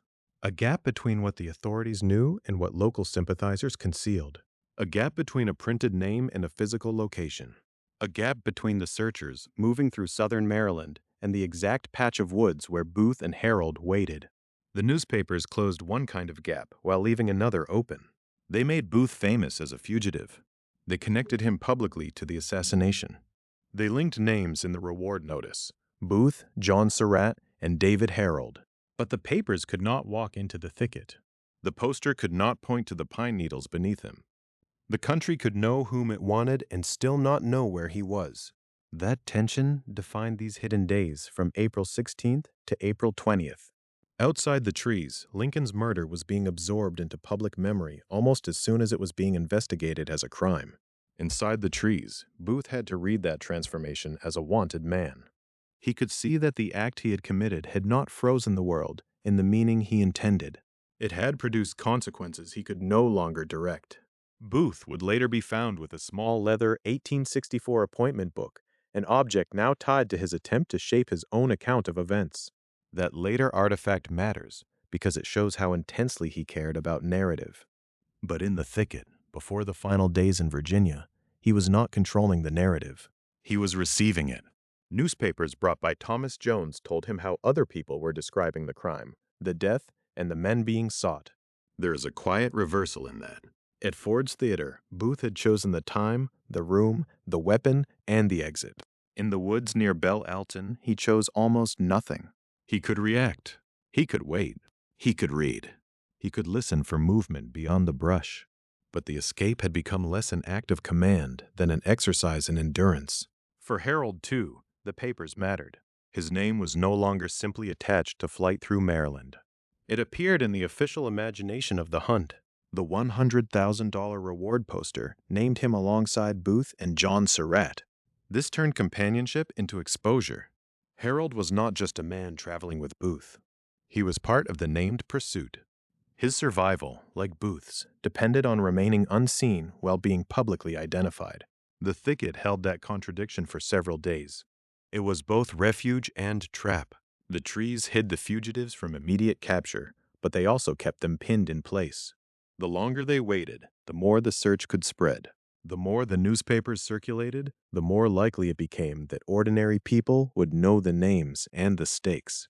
The reward did not need to reach every person to change the atmosphere. It only had to make recognition valuable and concealment dangerous.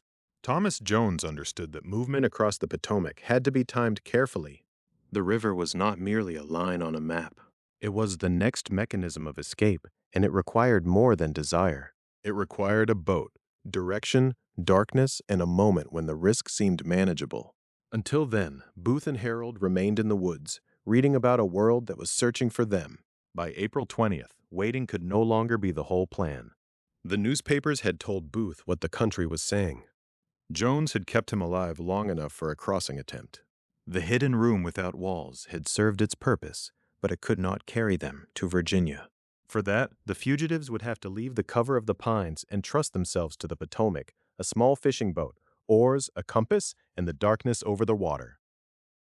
Leaving the pine thicket did not mean leaving danger behind. For several days, Booth and Herold had survived because the woods near Belle Alton concealed them and because Thomas Jones could reach them without exposing the hiding place. But concealment was only temporary. The Potomac River still lay between them and Virginia, in Booth's mind, remained the direction of escape. Jones understood the river in practical terms. It was not an emblem or a boundary on a printed map. It was moving water, darkness, weather, and distance. It could protect fugitives if they crossed it successfully, but it could also turn them around, expose them, or carry them into the wrong place. The same geography that made Southern Maryland useful to Booth's network could become a trap if the men misread the river at night.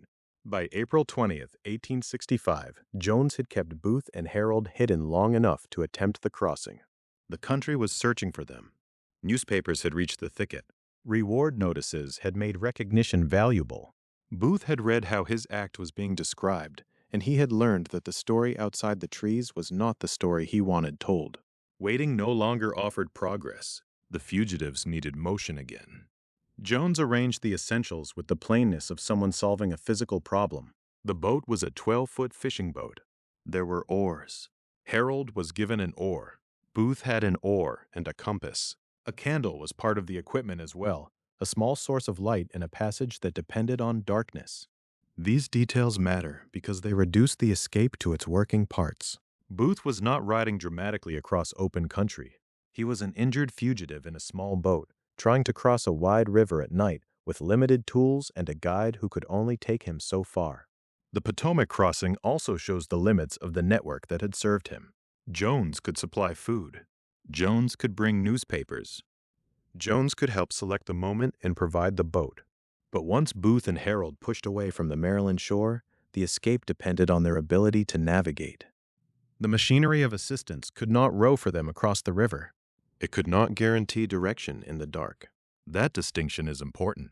Earlier stages of the flight had relied on gates and houses, on people who opened a way. Sergeant Silas Cobb at the Navy Yard Bridge, the hidden supplies at Surratt Tavern, Dr. Samuel A. Mudd's house near Bryantown, Samuel Cox at Rich Hill, Franklin Roby's path into the woods, and Thomas Jones's quiet support. The Potomac required another kind of competence.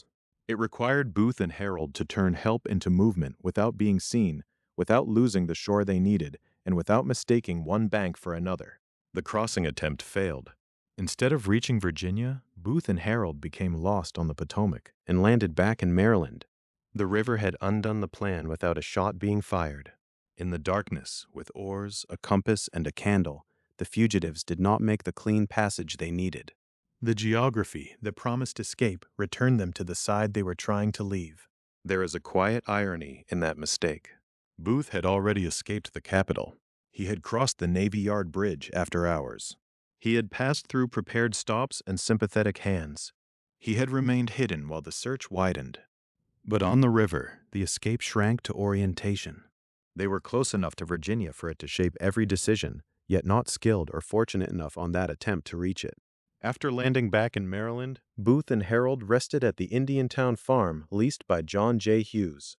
The stop did not carry the same dramatic weight as the first hours after Ford's Theater or the later confrontation at Garrett Farm, but it belongs to the center of the story because it shows how fragile the escape remained. Every failed movement required another hiding place. Every delay created another chance for discovery. Each person connected to the fugitives became another point of risk. The Indiantown farm was not the intended destination of the crossing. It was the result of error. That makes it especially revealing. The escape route was not a straight line drawn confidently from Washington to Virginia. It was a chain of improvisations, dependent on local knowledge, weather, darkness, and the willingness of others to absorb danger. A mistake on a Potomac did not end the flight, but it forced the fugitives back into the Maryland landscape they were trying to escape. For Booth, this was more than inconvenience. His injured left leg had already limited him. He had been forced into stillness in the thicket while others brought him food, water, and information. Now, after finally leaving that hidden place, he had failed to cross the river. The movement he needed had turned circular. He had not advanced into Virginia. He had returned to Maryland. For Herold, the failed crossing exposed the same dependency. Herold had been with Booth since the early route through Maryland, and he remained essential as companion and helper. But companionship did not solve navigation. In a small fishing boat on a dark river, the difference between escape and exposure could come down to the angle of rowing, the reading of a compass, and the ability to recognize shoreline in poor conditions. Thomas Jones's role remained central even after the mistake. His help had not been theatrical. It was logistical and dangerous. He had supplied Booth and Herold in the pine thicket from April 16th to April 20th, according to the National Park Service account. He had carried food, water, newspapers, and assistance into a concealed place while federal attention was fixed on finding Lincoln's assassin. Then he helped move them toward the river, providing the means for the attempted passage. The failure of the first crossing does not diminish Jones's importance. It clarifies the conditions under which he was operating. He could arrange the chance, but not the outcome.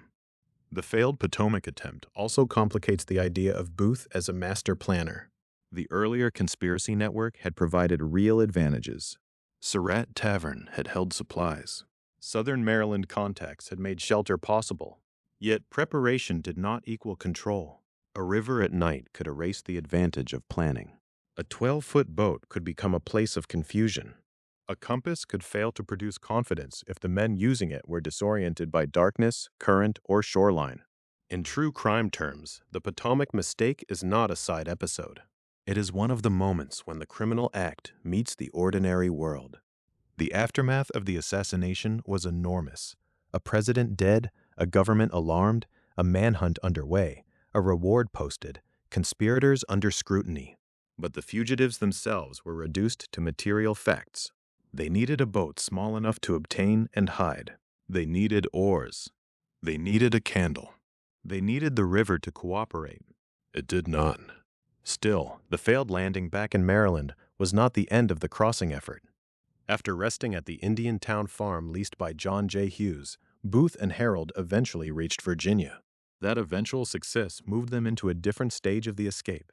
The landscape changed, and so did the kind of help and pressure around them.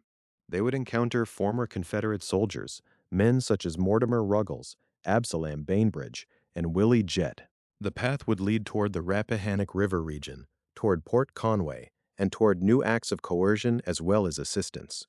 The Potomac had delayed them, corrected them, and exposed the weakness in their expectations. It had shown that crossing from Maryland into Virginia was not a symbolic step from danger into safety. It was a difficult passage made by tired men in darkness, one that could send them back to the very shore they were trying to leave. When Booth and Herold finally moved beyond Maryland, they did not enter certainty. They carried the same instability with them: injury, dependence, fear of recognition, and the need to find people willing or forced to help them keep moving. When Booth and Herold finally moved beyond Maryland, they did not enter certainty. The Potomac had carried them out of one set of dangers and into another. Virginia was not a guaranteed refuge. It was a landscape at the end of a collapsing war, filled with former soldiers, broken loyalties, exhausted households, and people who had to decide, sometimes in minutes, whether to help, resist, or simply survive the presence of armed fugitives. By this point, Booth's escape had already depended on different kinds of support. Some of it had been prepared in advance, as at Surratt Tavern, where hidden supplies were waiting. Some of it had been improvised by men who knew the back roads, the swamps, and the river crossings. Some of it had taken the form of food, water, newspapers, and concealment. But in Virginia, the record also shows another mechanism at work. The flight depended not only on assistance, but on pressure. Booth and Herold needed transportation, shelter, introductions, and silence. When those things were not freely offered, they could be demanded. That distinction matters because the story of Booth's last days has often been framed as a journey through sympathetic country. There were indeed people who helped him. There were former Confederates and Confederate sympathizers who became part of the route. But help in this phase was not always clean or voluntary. It could be tangled with fear, authority, confusion, or force. Booth was injured. Herold was anxious and dependent. The federal pursuit was still moving behind them. Every mile increased the need for another decision by another person they encountered. In Virginia, Booth and Herold came into contact with former Confederate soldiers, including Mortimer Ruggles, Absalom Bainbridge, and Willie Jett. Their presence places this part of the escape inside the aftermath of the Civil War itself. The Confederate armies were surrendering or dispersing. Men who had worn Confederate gray were moving through a region where defeat was no longer theoretical. Roads, ferries, homes, and river towns became part of that uncertain transition. Booth, who had imagined his act in political and theatrical terms, was now moving through the debris of the cause he claimed to serve. The names are important because they show that Booth's path was no longer only a hidden track through Southern Maryland. It now crossed into a looser, unstable world of former military association. Mortimer Ruggles and Absalom Bainbridge were not simply anonymous men along a road. Willie Jett, too, would matter because of where the fugitives were headed and how they would be placed near the Rappahannock River. These encounters helped pull Booth and Herold closer to the final farm, but they also reveal how improvised the final stages had become. There was no safehouse chain operating with certainty. There were meetings, requests, decisions, and risks. Before the fugitives reached that next stage, the escape passed through one of its sharper episodes of coercion. Booth and Herold forced the Lucas family out of their home. The detail is brief, but it is revealing. A family house became, for a moment, part of the assassination route because the fugitives imposed themselves upon it. This was not the quiet concealment of the pine thicket, where Thomas Jones brought food and papers to men hidden among trees. It was an intrusion into domestic space. The war and the assassination entered a private home, and the family inside had to yield. The Lucas episode strips away any romantic shape the escape might appear to have from a distance. Booth was not gliding through a loyal underground where every door opened willingly. He and Herold were fugitives who needed immediate practical help. They needed mobility. They needed to close distance between the Potomac region and the Rappahannock River region. They needed a wagon. And so, after forcing the Lucas family out, they hired Charlie Lucas for a wagon ride toward the Rappahannock River at Port Conway. That wagon ride is one of the small mechanical facts that makes the larger escape understandable. The story is often remembered in dramatic images: the leap from the presidential box, the dark crossing at the Navy Yard Bridge, the hiding place in the pines, the boat on the Potomac, the burning barn still ahead. But between those remembered images were ordinary methods of movement. A horse, a boat, a guide, a wagon. Someone had to provide each one, and each method came with exposure. A wagon on a road was visible. A driver could later talk. A passenger could be recognized. Every practical solution created another witness. Charlie Lucas's role shows how transportation itself became a form of evidence. By hiring him for the ride toward Port Conway, Booth and Herold left another trace of their movement. The route was no longer only a matter of geography. It was a sequence of human contacts. Someone heard them speak. Someone saw the injured man. Someone knew the direction they were taking. In an ordinary journey, these details might disappear into daily life. In the aftermath of Lincoln's assassination, they became part of the tightening record.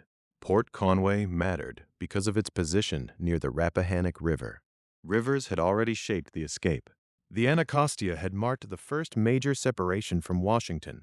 The Potomac had delayed and confused the fugitives, sending them back to Maryland before they finally reached Virginia. Now the Rappahannock region became the next threshold. Booth and Herold were trying to keep moving through a landscape of water crossings, road junctions, and uncertain shelter. Port Conway was not just another place name. It was a point where movement depended on local knowledge and local men. At Port Conway, Booth and Herold encountered Mortimer Ruggles, Absalom Bainbridge, and Willie Jett. These men represented a different kind of contact from the Lucas family. The Lucas episode shows coercion against civilians. The meeting at Port Conway shows the fugitives connecting with men from the defeated Confederate world. That does not make the situation orderly. If anything, it shows the looseness of the moment. The war's end had produced men in motion, men with military pasts but uncertain futures, and Booth entered that unsettled space with a broken leg and a national manhunt behind him. The presence of Willie Jett is especially significant because the path from Port Conway would lead toward Richard Garrett's farm near Port Royal, Virginia. Booth would soon use an assumed name there, John W. Boyd. That alias would allow him to appear, at least briefly, as something other than the most wanted man in the country. But before an alias could become useful, the fugitives needed placement. They needed to be brought within reach of a household willing to take them in, or at least not immediately turn them away. Port Conway helped make that possible. In this phase, Booth's escape became smaller and more dependent, not grander. He had crossed into Virginia, but Virginia did not give him freedom. It gave him another set of people to manage. A former Confederate soldier might offer a useful introduction. A family might be forced from a home. A wagon driver might be hired. A river town might provide the next connection. Each step kept Booth moving, but each step also narrowed his world. His survival depended on the discretion, fear, sympathy, or confusion of people around him. Herold's role remained essential as well. From the beginning of the flight, he had been more than a companion. He was part of the practical machinery that kept Booth from being stranded by his injury. Booth could not simply ride or walk with ease. He had needed Dr. Samuel Mudd to set his injured left leg. He had needed concealment in the Maryland pines.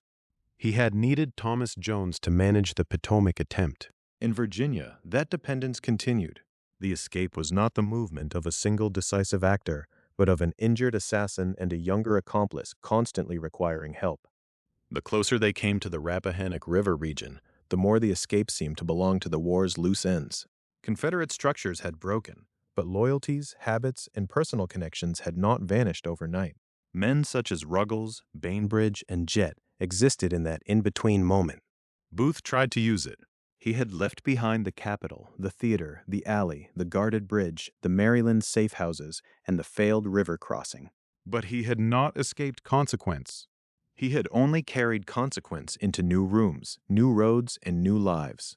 The forced removal of the Lucas family is a reminder of what that consequence looked like for people far from Ford's Theater. Lincoln had been shot in a public theater on 10th Street in Washington, but the aftershock reached rural homes and river crossings. People who had not entered Booth's conspiracy were pulled into its aftermath. Some were asked to help. Some were pressured. Some were used. The escape route was built from these encounters, and not all of them can be described as shelter. By the time Booth and Herold moved beyond Port Conway, their journey was approaching its final shape. The Rappahannock River region lay around them, and the Garrett farm near Port Royal would soon become the place where temporary shelter hardened into suspicion. Booth would give the name John W. Boyd. For a short time, that name would help him sit inside another household as a stranger with a story. But the pattern already visible in Virginia would continue there. Assistance mixed with unease, concealment under strain, and a narrowing circle around two fugitives who still needed others in order to disappear. By the time Booth and Herold moved beyond Port Conway, the escape had become less a route than a chain of temporary arrangements. Each link depended on someone else's judgment, patience, fear, or sympathy. The Rappahannock River region offered distance from Washington, but not certainty. It was a countryside marked by river roads, farmhouses, ferry points, and the unsettled end of war. In that setting, the fugitives came to Richard Garrett's farm near Port Royal, Virginia, and Booth entered the household under a name that was not his own. He was introduced as John W. Boyd. The alias mattered because Booth could no longer move openly as a recognizable man. By then, the country knew his real name. Reward posters had named him. Newspapers had described him. Military authorities and detectives were searching through the region between Washington, Southern Maryland, and Virginia.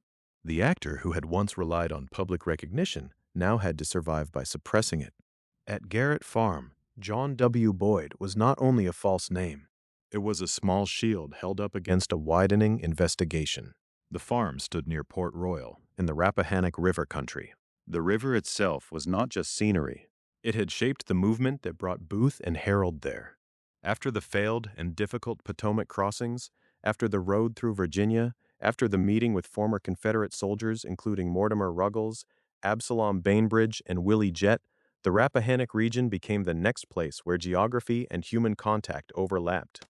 Roads ran toward ferry crossings. Farms stood close enough to the movement of travelers that a stranger's story might be accepted for a night, but not indefinitely. That was the problem at the Garrett place.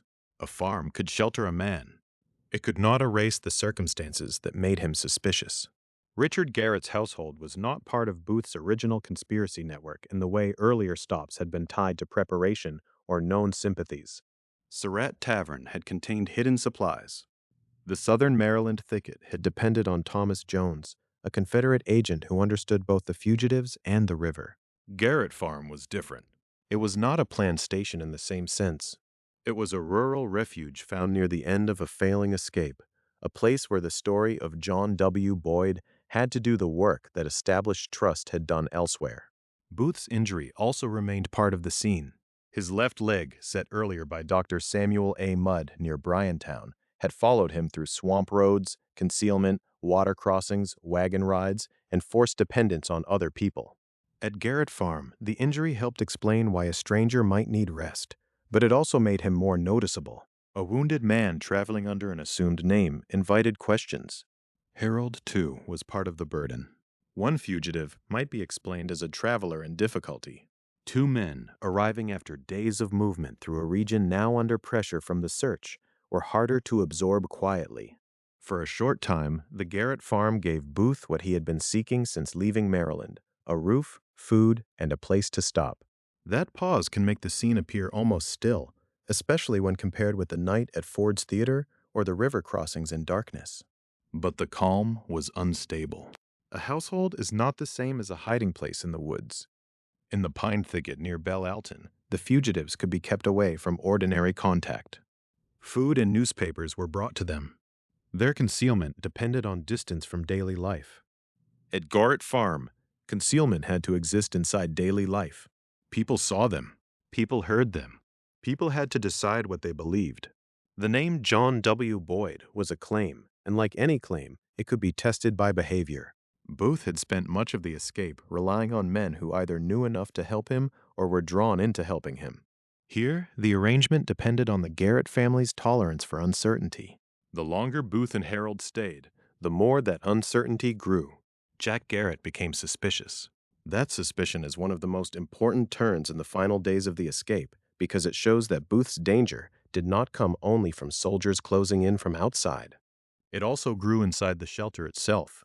The Garrett family did not need to know every detail of the assassination to become uneasy. They only had to recognize that the men on the farm were not ordinary guests. The assumed name, the injury, the guarded story, the presence of Herold, and the atmosphere of a national manhunt all pressed against the fiction Booth was trying to maintain. The farm was meant to be a refuge.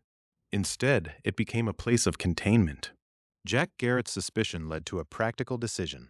Booth and Herold were made to sleep in the tobacco barn. The barn was locked. That detail changes the meaning of the shelter. A locked barn protected the household from the strangers as much as it protected the strangers from discovery. It placed Booth and Herold outside the family's sleeping quarters, away from the more intimate interior of the home, in a farm building made for storage and work rather than comfort. Tobacco barns were part of the material world of Virginia agriculture, structures used for the handling and curing of a crop. In this story, the tobacco barn became something else, a temporary holding place for the most wanted fugitive in the country. The lock also tells us that trust had nearly run out. Booth had moved for days through networks of assistance, misdirection, and reluctant aid. At Garrett Farm, assistance had not fully disappeared, but it had become guarded. The fugitives were no longer simply being hidden. They were being managed. The people around them were taking precautions. The circle was narrowing, not only because the authorities were getting closer, but because the people near Booth were less willing to let him remain undefined. The Rappahannock setting deepens that pressure. Port Royal and Port Conway were not isolated from the wider search. They were rural, but they were connected by river crossings, roads, and local knowledge. Willie Jett, Mortimer Ruggles, and Absalom Bainbridge had already entered the story near Port Conway. Their contact with Booth and Herold formed part of the trail that could be followed. In an escape like this, every person who saw the fugitives became a possible witness, and every stop created information that might later be used against them. Booth had wanted Virginia to offer continuation. Instead, Virginia exposed how exhausted the plan had become. He had crossed out of Maryland, but he had not reached a secure political refuge or a stable Confederate line. The war was ending. The institutions and armies that might once have protected a Confederate escape were broken or surrendering. What remained were individuals, former soldiers, householders, guides, farmers, and ferrymen. Some might help, some might hesitate, some might remember too much. At Garrett Farm, the alias John W. Boyd could not fully overcome that reality. Booth was still dependent on the willingness of others to believe him, or at least to tolerate him. Herold was still tied to him. Neither man controlled the ground. They could ask, persuade, conceal, or pressure, but they could not make the household safe. Once suspicion entered the Garrett farm, the barn became the physical expression of that mistrust. There is a quiet irony in the final shelter. Booth had escaped from a theater, passed through roads and bridges, hid in woods, crossed dangerous water, and entered Virginia under layers of borrowed help. Yet near the end, he was not hidden in a secret room or protected by a prepared safe house. He was locked in an agricultural building on a family farm, close to the Rappahannock, under a false name that was beginning to fail. The barn did not yet burn. The soldiers had not yet arrived. Herold had not yet surrendered. Booth had not yet refused to come out. But the shape of the ending was already visible. The farm that had offered rest had become a trap of circumstance. The household's suspicion had placed the fugitives where they could be found together, separated from the house, enclosed by walls, and held behind a lock. In the early hours of April 26, 1865, that locked tobacco barn would become the center of the pursuit. Union soldiers and detectives, including men of the 16th New York Cavalry, were moving toward Garrett Farm. By then, John W. Boyd would no longer be enough. The false name had carried Booth into one last shelter, but it could not carry him out. The false name had carried Booth into one last shelter, but it could not carry him out. By the early hours of April 26, 1865, the Garrett Farm near Port Royal, Virginia, was no longer just another stop in a broken chain of refuge. It had become a fixed point, a place where the pursuit could finally close around walls, a door, and two men hidden inside a tobacco barn. The hour matters. Union soldiers and detectives reached the Garrett Farm at about 2 in the morning. For most of Booth's flight, darkness had protected him. It had covered the first ride out of Washington, the crossing at the Navy Yard Bridge, the movement through Southern Maryland, the hiding in the pine thicket, and the attempted passage across the Potomac. Darkness had made it harder to see a rider's face, harder to read a false name, harder to trace the movement of men through farm roads and river country. But at Garrett Farm, darkness worked differently. It did not open a road. It enclosed a building. The pursuing force included Union soldiers of the 16th New York Cavalry, along with detectives who had followed the trail into Virginia. This was not the confused first hour after the shooting at Ford's Theater. This was nearly 12 days later. The assassination had become an investigation, a manhunt, and a test of federal reach in the unsettled aftermath of war. The search had passed through checkpoints, taverns, private houses, swamps, thickets, river crossings, and farms. By the time the men arrived at Garrett Farm, they were not chasing a rumor in the streets of Washington. They were closing in on a specific outbuilding where Booth and David Herold had been placed under suspicion and under lock. That small fact changes the feeling of the final confrontation. Booth was not discovered galloping across open country. He was not stopped at a bridge or surprised on a road. He was found in a tobacco barn on a family farm after the household's unease had helped contain him. Jack Garrett's growing suspicion had already narrowed the escape before the soldiers reached the property. Booth and Herold had been separated from the house and made to sleep in the barn. What had been presented as shelter had become confinement. Inside were the two fugitives whose fortunes had been joined since the first night. David Herold had followed Booth out of Washington and through Maryland. He had been with him at Surratt Tavern, where hidden supplies were retrieved. He had continued with him to Dr. Samuel Mudd's house near Bryantown. He had hidden with him in the pine thicket near Belle Alton, depended with him on Thomas Jones, and crossed with him toward Virginia. Their escape had been a partnership of unequal roles, but by the end, both men were trapped in the same building. The soldiers and detectives had to turn a locked rural barn into a place of surrender.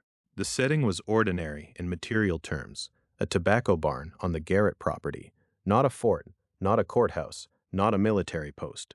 But the meaning attached to it was extraordinary. Inside was the man identified as the assassin of President Abraham Lincoln. Outside were men acting for a government that, less than 2 weeks earlier, had seen the president shot in a public theater and carried across the street to die. The confrontation became a negotiation before it became a fire. Herold surrendered. That decision separated him from Booth at the last possible moment. For days, Herold had been part of the escape's machinery, guiding, accompanying, helping Booth move despite the injury to his left leg. But when the barn was surrounded, Herold came out. The research record gives us the essential contrast plainly. Herold surrendered, while Booth refused. That refusal is central to the scene. By then, Booth had lost the advantages that had kept him moving. He no longer had the immediate confusion of Washington behind him.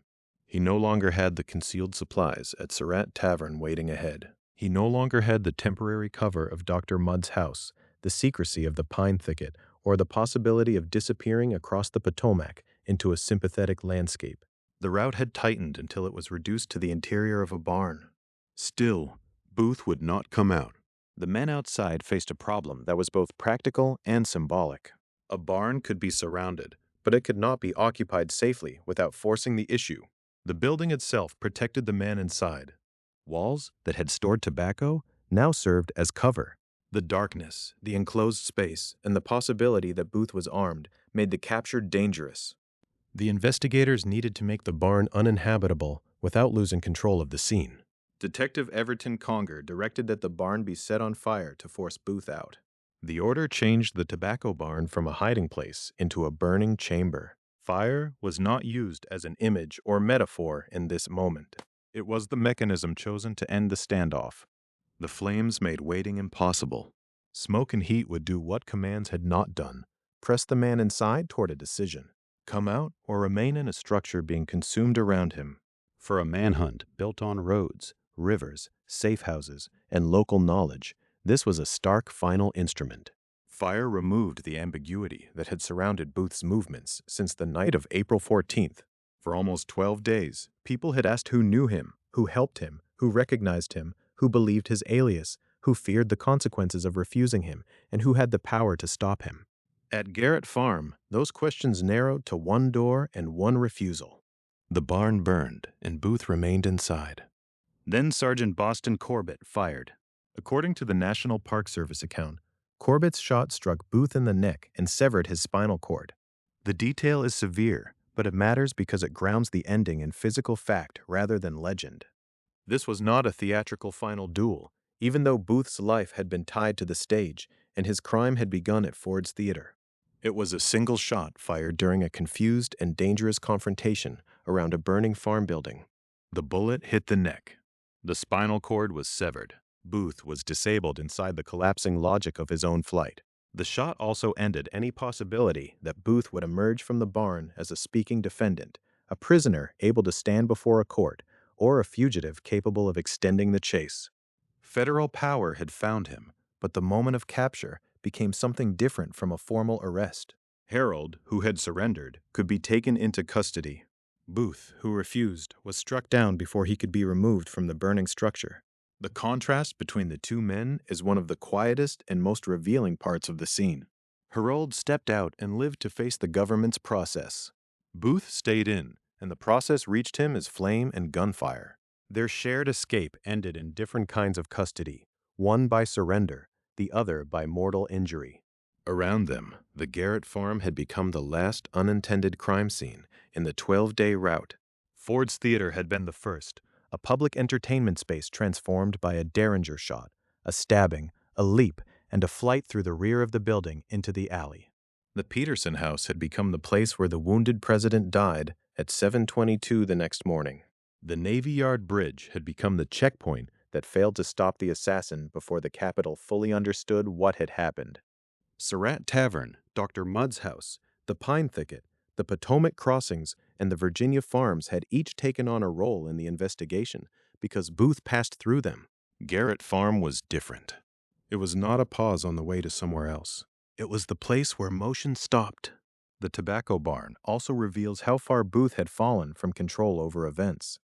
Earlier in the conspiracy, supplies had been placed, contacts had been cultivated, and routes imagined. The escape had used parts of that preparation, but it had also exposed its limits. By April 26th, Booth was dependent on strangers, former soldiers, fearful households, and an alias that could only delay suspicion. He was injured, recognized enough to be dangerous, and no longer moving within a secure network. The Garrett family's suspicion mattered because it showed that concealment was wearing out. A hiding place could become a holding place. Hospitality could turn into caution. A barn could become a trap. Outside that trap stood soldiers and detectives, representing a government trying to restore order after an act meant to strike at national power itself. The force at the farm was not only pursuing a man, it was bringing the assassination back into the custody of the state. That is why the final confrontation carries more weight than the death of a fugitive alone. The crime had begun in a crowded theater, in front of civilians, in the fragile days after Confederate surrender. The end came in darkness, at a rural barn near Port Royal, with cavalrymen and detectives forcing the last decision. After Corbett's shot, the immediate priority was no longer negotiation. Booth had to be removed from the burning barn. The fire that Conger had ordered to force him out now threatened to consume the structure around him. The man who had moved through Maryland and Virginia under concealment, dependence, and false identity was brought out not as John W. Boyd and not as a successful fugitive, but as John Wilkes Booth, mortally wounded. The flames had exposed what the false name concealed. The barn had held him just long enough for the pursuit to catch up. Herold's surrender had split the fugitives apart. Booth's refusal had led to fire. Corbett's shot had ended the chase in the most direct physical way, striking the neck and severing the spinal cord. What remained after that was not escape, but evidence and consequence. Booth's body would carry the last objects of his flight, including the small leather appointment book later found on him. Herold would pass from the barn into the machinery of military justice, and the wider circle of accused conspirators, whose names had been gathering around the investigation since the night at Ford's Theater, would soon face a commission that turned the scattered route of the escape into a formal record of guilt, punishment, and power. What remained after the shot in the tobacco barn was a different kind of scene. The chase was over, but the investigation was not. Fire had forced the fugitives into the open. Herold had surrendered. Booth had been struck in the neck by Sergeant Boston Corbett's bullet, a wound the National Park Service account describes as severing his spinal cord. Once he was removed from the burning barn at Garrett Farm near Port Royal, Virginia, the manhunt that had moved through city streets, bridge gates, tavern rooms, swamp roads, pine thickets, river crossings, and farm lanes narrowed to a body on the ground and the objects found with it. Booth died there on the Garrett farm on April 26, 1865. 12 days had passed since the evening at Ford's Theater. 12 days since President Abraham Lincoln had sat in the presidential box during Tom Taylor's Our American Cousin. 12 days since the Derringer shot, the stabbing of Major Henry Rathbone, the leap to the stage, and the disappearance through the rear of the theater into the alley. The distance between 10th Street in Washington and the tobacco barn in Virginia was not only measured in miles, it was measured in decisions. A guard who did not yet know the capital had been struck, weapons hidden in advance at Surratt Tavern, medical help at Dr. Samuel Mudd's house, concealment arranged through Southern Maryland contacts, the failed attempt across the Potomac, and the uneasy shelter given under the false name John W. Boyd. At the end, the false name fell away. The body became evidence. Among the items found on Booth was a small leather appointment book from 1864. The Ford's Theater and National Historic Site Museum collection identifies it as a diary artifact, a 6 by 3.5-inch appointment book sold by the St. Louis stationer James M. Crawford. It was not a grand military journal, not an official record, and not a public confession written for a court. It was a pocket object, the kind of thing a person could carry close through travel, hiding, and uncertainty. In its pockets were 5 women's photographs. In its pages were notes that have drawn attention because they show Booth trying, even after the assassination, to shape the meaning of what he had done. That is why the book matters. The chase had already produced physical evidence: a route, witnesses, rooms entered, horses ridden, a bridge crossed, supplies taken, a broken leg treated, a boat used, a barn burned. But the appointment book points to something more personal and more deliberate. Booth did not only flee, he tried to narrate himself. The National Park Service notes that some of his claims were exaggerated, including the distance he said he rode that night. That detail is small, but revealing. Even while hunted, Booth was not merely hiding from the law. He was also attempting to control the story. The record left by the escape pushes against that attempt.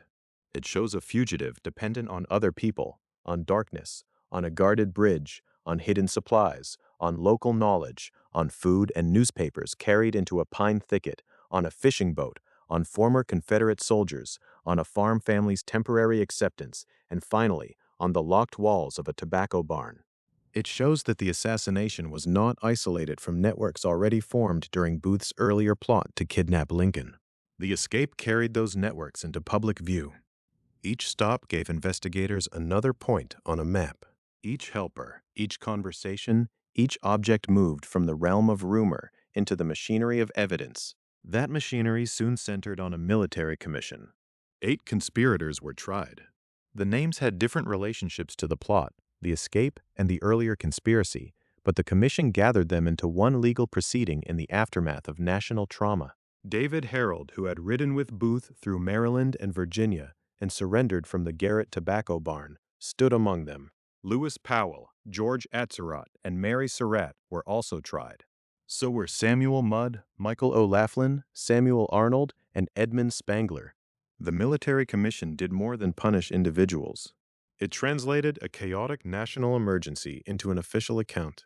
It took testimony, weighed associations, and assigned degrees of guilt. The route of escape became more than movement through the countryside. It became a chain of implications. Surratt Tavern mattered because weapons and field glasses had been hidden there. Mary Surratt's H Street boarding house mattered because it had been tied to Booth's earlier kidnapping conspiracy. Dr. Mudd's house mattered because Booth's injured left leg was set there and Booth was allowed to rest. Herold's presence mattered because he had remained with Booth almost to the final moment, until the fire and the soldiers forced his surrender. On July 7, 1865, 4 of the convicted conspirators were hanged: David Herold, Lewis Powell, George Atzerodt, and Mary Surratt. Their executions became the harshest public outcome of the commission's work. Herold's path from Ford's Theater's aftermath to Surrattsville, to Dr. Mudd's house, to the Pine Thicket, to the Potomac, to Virginia, and finally to the Garrett barn had ended not in the field where Booth died, but at the gallows. Mary Surratt's death carried another weight. Her properties had appeared in the story at 2 crucial points: the Surrattsville Tavern, where supplies were retrieved during the escape, and the H Street boarding house in Washington, tied to the earlier conspiracy. In the commission's judgment, those connections were enough to place her among the condemned. The remaining sentences were severe, though not death sentences. Samuel Mudd, Michael O'Laughlin, and Samuel Arnold received life sentences. Edmund Spangler received a 6-year sentence. With those punishments, the government marked the difference between the central violence of the assassination, the active flight, the surrounding conspiracy, and the lesser but still punishable forms of assistance or association as the commission understood them. The legal aftermath did not erase the unease of the case. Military justice, wartime emergency, conspiracy, assassination, and national grief all met in the same proceeding. Lincoln had been killed just as the Civil War was collapsing into surrender and occupation, and the federal government responded not only to a murder, but to an attack on power itself. The assassination had struck the presidency, the Capitol, and the symbolic future of the Union at once. That is part of why the response moved so quickly and so forcefully. A theater became a crime scene. A boarding house became evidence. A tavern became a logistical link. A doctor's visit became a contested act. A river crossing became proof of flight. A locked barn became the end of a manhunt. And a small leather book became the last surviving trace of Booth's attempt to speak for himself. But the stronger record is the one built across the 12 days. It is not the story Booth wanted to leave. It is a colder and more complicated record, an assassin escaping through systems he had prepared, then discovering that preparation was not the same as control. The Navy Yard Bridge opened because the guard had not yet received the news. Surratt Tavern supplied him because weapons had already been hidden there. Dr. Mudd treated the injury that slowed him. Thomas Jones kept him alive in the pine thicket with food, water, newspapers, and river knowledge. The Potomac did not deliver him cleanly into safety. Virginia did not give him a stable refuge. The Garrett farm did not become a sanctuary. By the morning of April 26, 1865, the escape had consumed itself. Booth had moved from the public space of Ford's Theater into alleys, roads, swamps, woods, boats, and barns, trying to vanish into the unsettled geography of a defeated Confederacy. Instead, each movement gave the pursuit another place to search, and history another place to remember. The body at Garrett Farm ended the chase. The appointment book preserved the fugitive's self-conscious voice, cramped inside a pocket object. The commission turned the wider conspiracy into sentences, executions, and prison terms. Together, the body, the book, and the commission formed the closing frame of the 12 days after Lincoln fell. Not legend, not escape, but the hard return of evidence, law, and consequence.